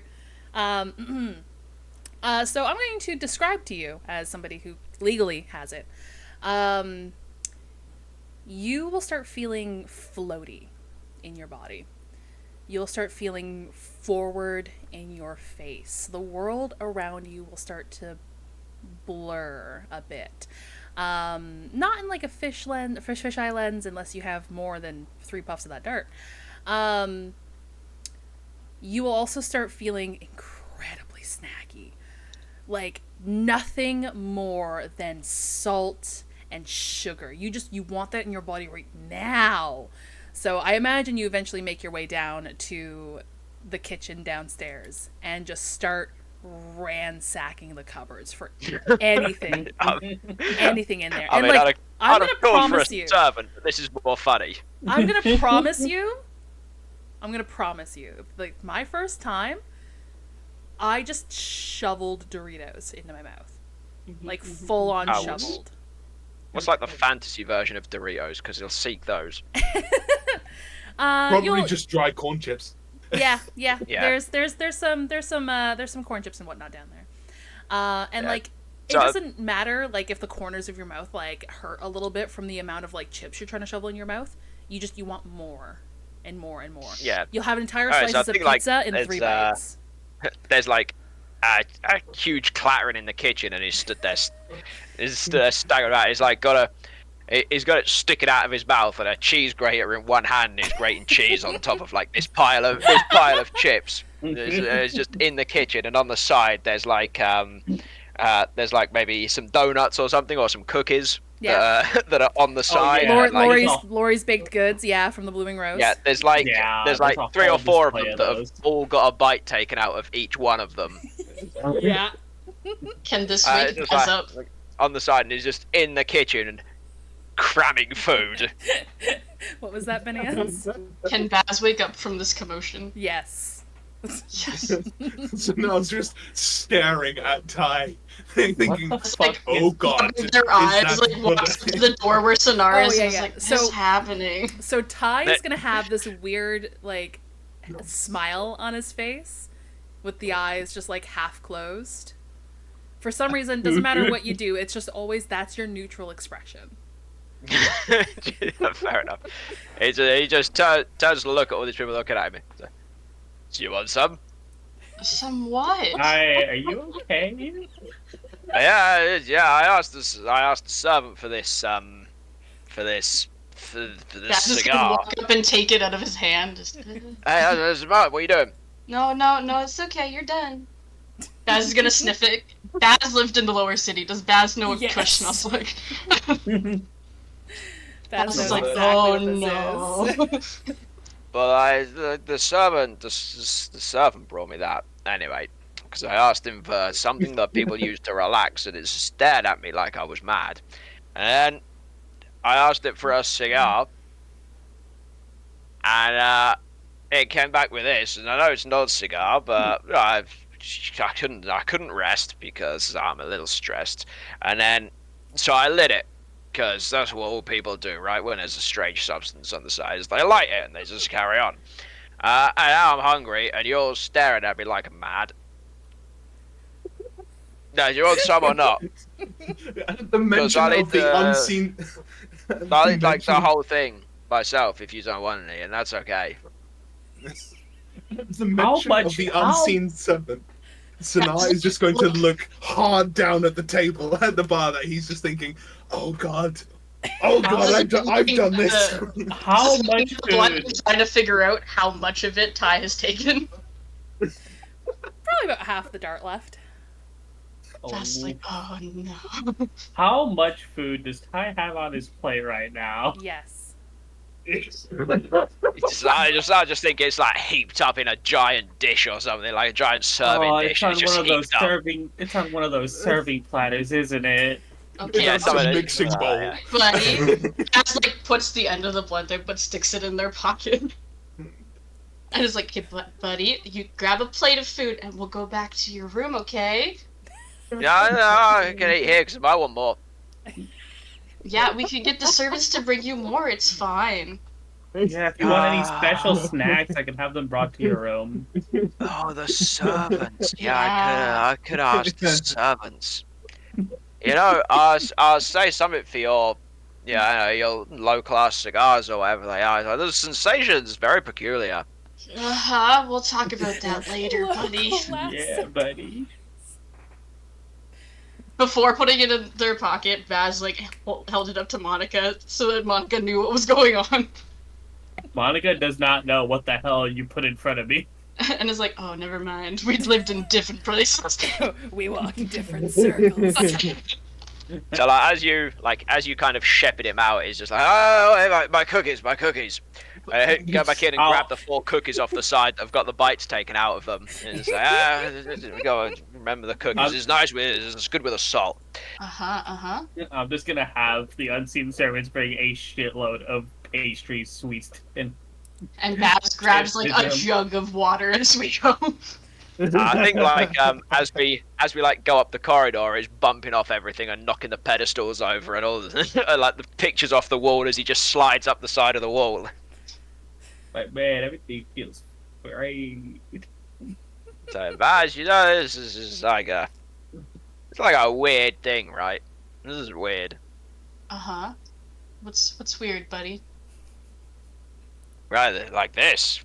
This is weird. We're in some weird mansion with some weird people, and then there's that weird tentacle thing that keeps talking to us. But no, it doesn't talk to us. It doesn't say any words. It just stares at us weirdly. Man, everything's so weird. Yeah, it's been pretty weird, hasn't it, buddy? Yeah, you know I'm too young for this. Yeah, buddy. Go take a nap. That's debatable, but anyways. I'm in my prime. I'll have you know. Look at that. You're starting to gray. I had to Right, tell you, buddy. Look at this slender figure. I'm in my prime. Is Tyler in his uniform but like disheveled, like unbuttoned? Yeah, yeah. Just None of us completely. Dust on the like, uniform. Oh my. Yeah. It's like, I'm in my prime. I should be out making things happen. Taking it to the world. Yeah, we can do that later, buddy. Okay. No, you still got the rest of the thing. The what? The rest of the thing, my cigar. It was gone. Wow, all that is gone already. Yep. I'm not disappointed. Oh, there was an eye in my glass last night. What? You know, the eyes, the glowy eyes from the visions. I've only had one, but I guess I know what you're talking about. Oh well, you see, I thought I'd trick it. I had this idea I'd trick it. No. And it wouldn't speak to me, despite the fact I tried to speak to it. It wouldn't have none of that. So I got a candle, and I was dripping wax like the people from the dream. And then I was one of the people. And then there was an eye in the glass that was looking at me, and that's why I broke the glass. Remember? You remember the broken glass? Yeah. Yeah. That's why, because there was an eye in my glass and it was looking at me. Okay. Did the eye do anything, or did you throw the cup? No, it's like I knocked the cup because it came at me like a shock. You know, like when things surprise you, and I'm almost never surprised. I in fact have a whole feat about it. Uh-huh. And I'm almost never shocked by anything. But that was just like putting Ty in bed and like covering him, but she's still talking. Man, that was weird. Like, that was so weird. Uh-huh. How you feeling, buddy? Weird. Like, I never had cigars make me feel so, Yeah, that wasn't a cigar, buddy. So like, I asked for a cigar. Yeah, I don't think Monica has those. Baz says, looking over their shoulder at Monica. What do you mean you don't have any cigars? I don't like the smell of cigarettes and cigars. There's none in the mansion. But weren't you like literally a scumbag your whole life, and you don't even have cigars? Bro, I want to slap him for that. Monica wants to slap him for that one. He's gonna bonk him outside the head for that comment. Don't you ever call me a scumbag. I mean, I could have said worse, I suppose. Listen, I'll take away your snacks if you're not nicer. No, I need those. And he'll just kind of like hold on to the the mole tightly. He's like, no, those are my snacks. I work for them. Okay, Ty. It's you keep those snacks. You want some water? Don't need water. I'm too young for water. Baz is gonna pour a glass and be like, okay, then here, drink this. It's a potion. It'll make you feel better. It's a potion of young. It gets the Yeah, age I am away. young. It'll keep you young and spry. Yeah. I'm young and spry. Well, this'll help. This'll help. It goes well with the snacks. Yeah, it'll go so Oh, good with sounds good. snacks. Yeah, okay, right. Yeah, hand that here. Yeah. Yeah, he'll drink this makeshift water, the snack water. Snack water. The water, but it's just. And I think like maybe because he's seen people do it before, he takes like one of the chips and dips it in the water, and then my. chews on it. And it's like, it didn't improve. It didn't even improve the taste that much, but I guess it's okay.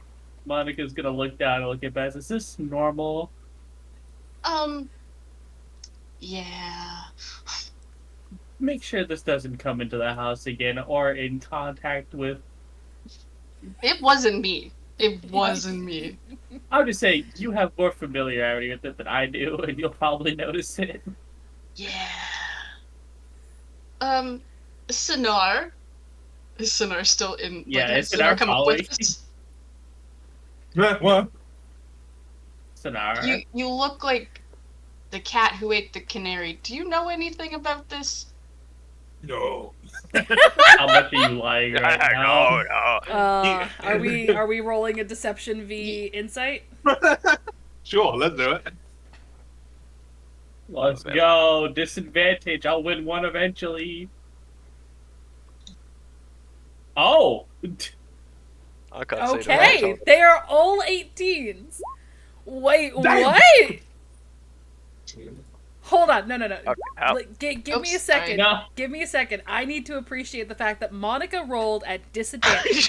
How did And you got all roll that? Both 18s, right? And then Baz rolled an insight and got an 18. Jesus. Okay, but Sinar still beat them Like- out. Yeah, of course. Uh, Because they I did. think does Banan still win though? Because Silver Tongue. No, Uh, I hit that by accident. Oh yeah. Oh, Yeah. Sinar seems as baffled as you lot, and he might seem a little distressed, but that could be because he's never seen Ty like this before. Okay. We'll just have to keep an eye and make sure that Ty doesn't get any more of this, okay? Absolutely.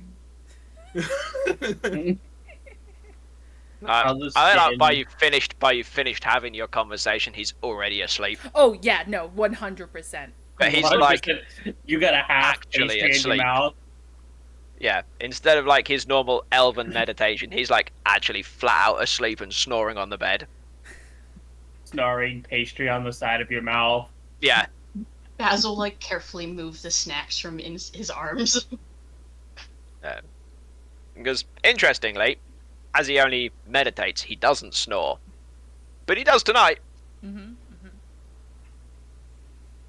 Now, here's a fun one. I've experienced when going to bed behind the backs of your eyelids in that black void, getting almost sort of like a kaleidoscope effect, Or the world feels like it's spinning. or the world feels like it's spinning. So Ty, you see an ever-shifting mosaic of that eye. Yeah, actually, Karinga posted perfect thing in out of character chat. Hang on, I've got a channel hop. But Yeah, it's- here I go to hurt your eyes. It's that cerulean eye. But as you get comfier and comfier into that bed, your body feels heavier and heavier. All right. Are we done the night? I guess we Yeah. all go Done. and leave time for whatever happens. Are gonna leave. Baz is gonna like sit on like if there's like a window seat or something. Baz is gonna sleep there just in case something happens to Ty in the middle of the night. There is a very lavish-looking red leather armchair near the window. Baz like grabs a pillow from the bed and like puts it behind their head, just like leans back. It's like, well, I'm taking care of the friend for once instead of being the one being taken care of. Baz, make sure everything's fine. Later, I hope. Baz will open the window and take a puff or two. Sounds good. Okay, Sonara, I guess it's time for bed. That it is. It's been one hell of a night. He's gonna look over the bar. Celine, you're going to be okay? A thumbs up eventually arises above the bar. Right. and then Sonara will head up to bed. All right. Man, that ghost pepper wine hit different. Everyone, as you find yourselves asleep tonight, I've got to change the music. Un momento, por favor. My music list is long for this game. I'm not gonna lie, I hate that I posted that GIF because now I see the eye like that and I hate it. Alright. Just confirm that it's playing. Okay, it just takes a little bit to ramp up. You guys find yourselves in that city again. You guys wandering these unfortunately familiar darkened streets.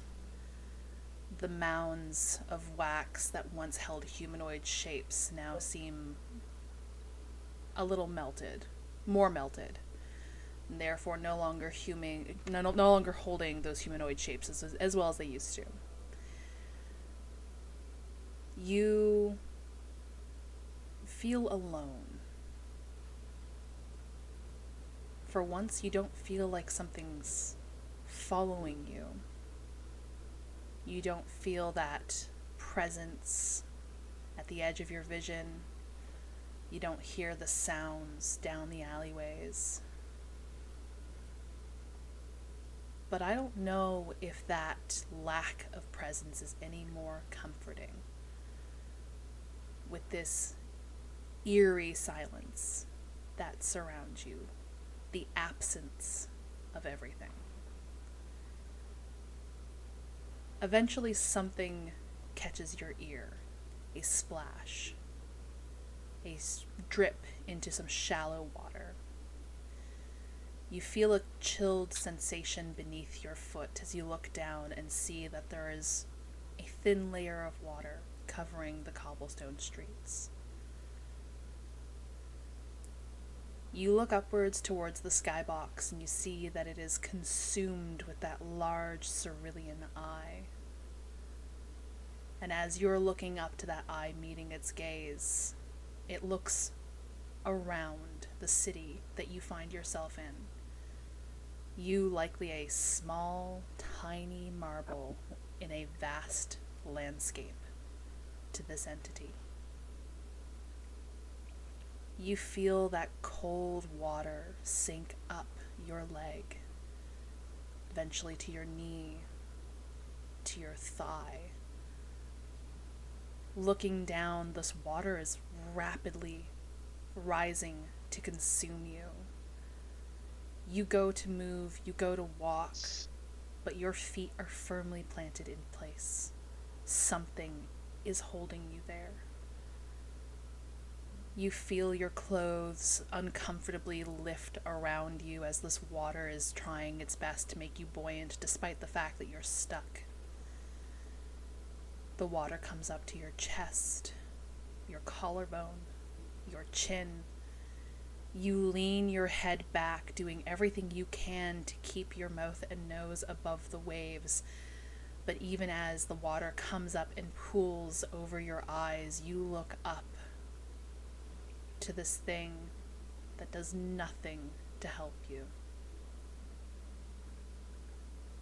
And then eventually, you're under the waves. You feel yourself weightless as you eventually have control of your feet and your legs. You look around to see the buildings that were once on either side of you, and there's nothing. You are floating in this black, inky water with nothing but that cerulean glow above you. Eventually, you feel a shift in the water as something quickly swims by you. The pressure of that thing displacing water, causing you to bob back and forth. You can't place an eye on it, but every now and again you catch the faint cerulean glow as this thing circles around you in its native habitat.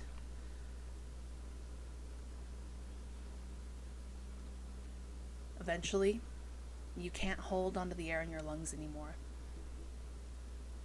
You exhale as your vision turns black. And that is the end of the dream. Could I have Sonar try to interact with the dream? Ooh, yes. What is Sonar gonna do? Once the water starts rising up, and before he reaches his neck, he's going to look up, and he's going to try to ask the huge eye, "What are you?" Strangely, it doesn't seem to pay you any mind. In which case, then, as the water slowly creeps up, he's going to scream this time, "What are you?"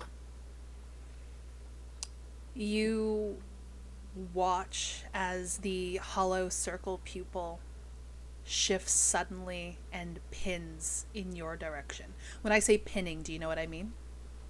Yes, absolutely. It's focused on me. Yeah. You watch as that iris, or as that pupil itself, sort of narrows in your direction. But then eventually relaxes as you are then consumed by the water. Sonar, when you wake up,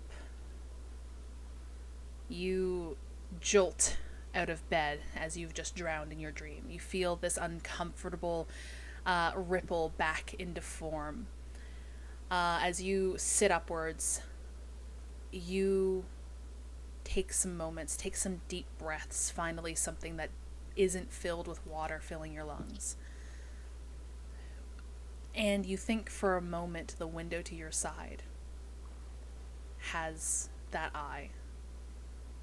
And you quickly look over to it, but it's not there.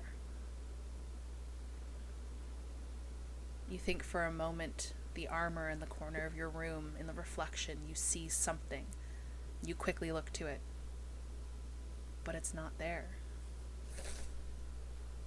You, as sweat forms on your brow, get this chilling sensation on the back of your neck that just slowly trails up to the back of your head, settling in almost a little uncomfortably.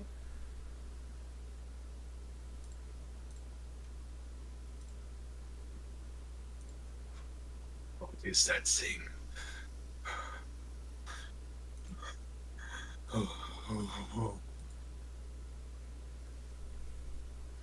Sonar's just going to kind of curl up into the fetal position on the bed, bring his knees to his chest, and just deep breaths. All right.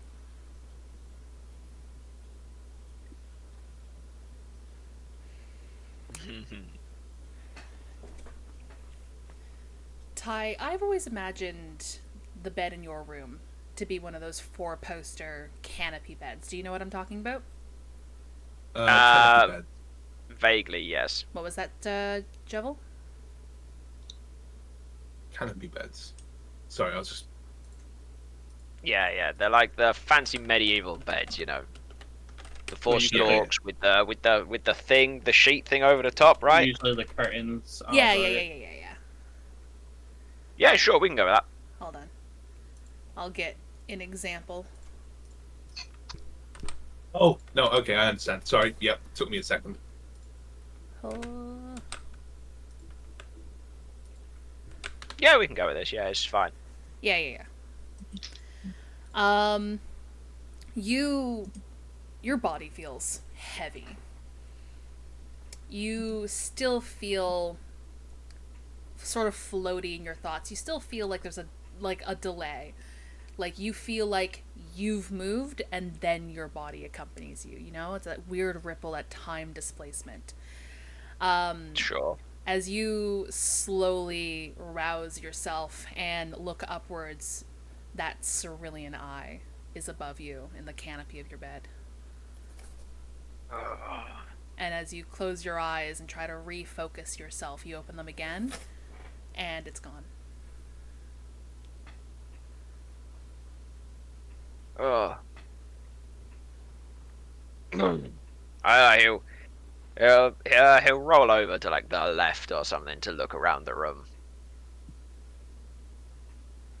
Baz is in the armchair by your window. Oh God. Baz, Uh, why don't you go? Why don't you go to bed? I was looking after you. Yeah, it looks like it. Thanks, but I think I'm probably all right. Alright, if you say so. Baz will, like, get up with, like, sore muscles from being in an awkward position in the chair. She's like, ow. Yeah, your neck hurts. And then Baz will point at the glass of water that's still on the dresser. Drink that, and then walk out. yeah. Like he'll drink the water tentatively. Small sips, like- sips. Yeah, like, do I feel like shit? Yes. Right. Okay. Then I think he drinks the water, and as he rolls over again, he's just like, oh, maybe the water was a mistake.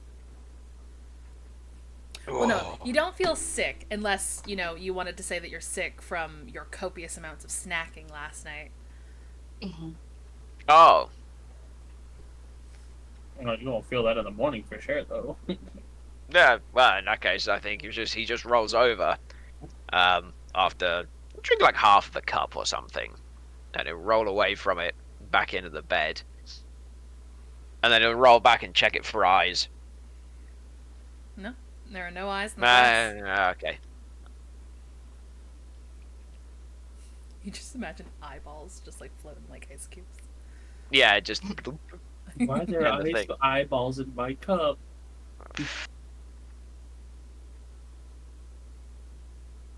No, I'm not done resting yet. And he just dumped back in the bed.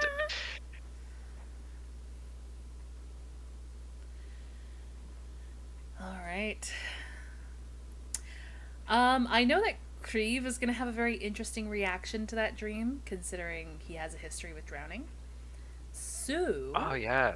maybe I know that we're 10 minutes early, but I think right now might be a good time to call. Yeah.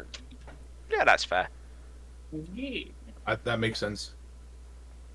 Always gotta end on the twama. On the twama. The tweamer. The tweamer. All right. You had a talent show. Also, emotional Also, now die. damage.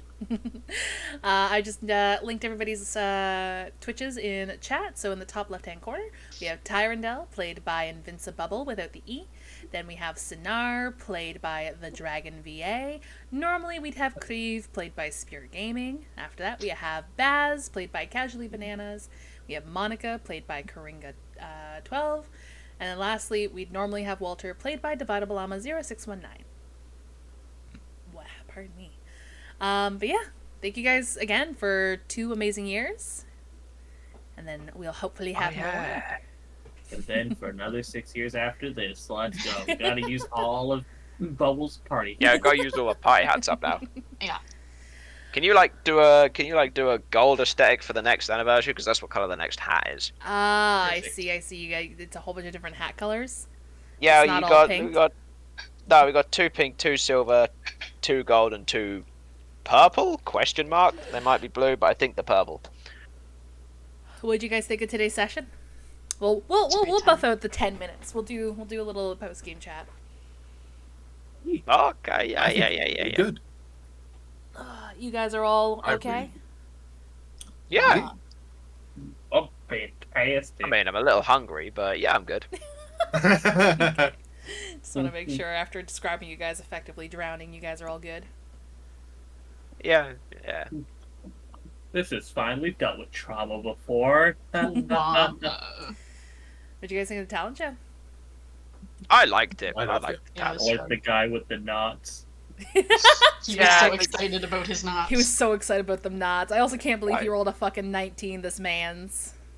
Yeah, I man, was- He loves his knots. Yeah, he did. He done good with them knots. Man, what's not to love about it?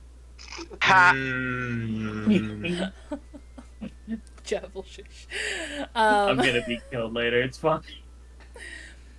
What'd you guys think of Naris with the cards? I think he's a both. charlatan. Interesting. I honestly I liked wanted to it. get a full I liked reading. it. I think it was cool. I put together just basically a deck of 20 cards so I can get you guys to roll a d20 with brief meanings, and then I was just like, oh well, what if there's like an inverse? Yeah, like people tend to do with tarot and oracle cards, the inverse tends to mean the opposite. Yada yada yada. Mhm. That was fun. I'm glad it went pretty well. I'm glad Ty's was very pointed. It was pretty much spot on. I Yeah. felt like that was a targeted attack. It was all randomly rolled. Yeah, I know. I It's just just felt what the like universe wanted you to know. yeah, I just felt like the dice were targeting me. You have to deal with your trauma and drama. Yeah, it's just like, oh, you had a good life, and then it went wrong. Now fucking suck it up. Yeah.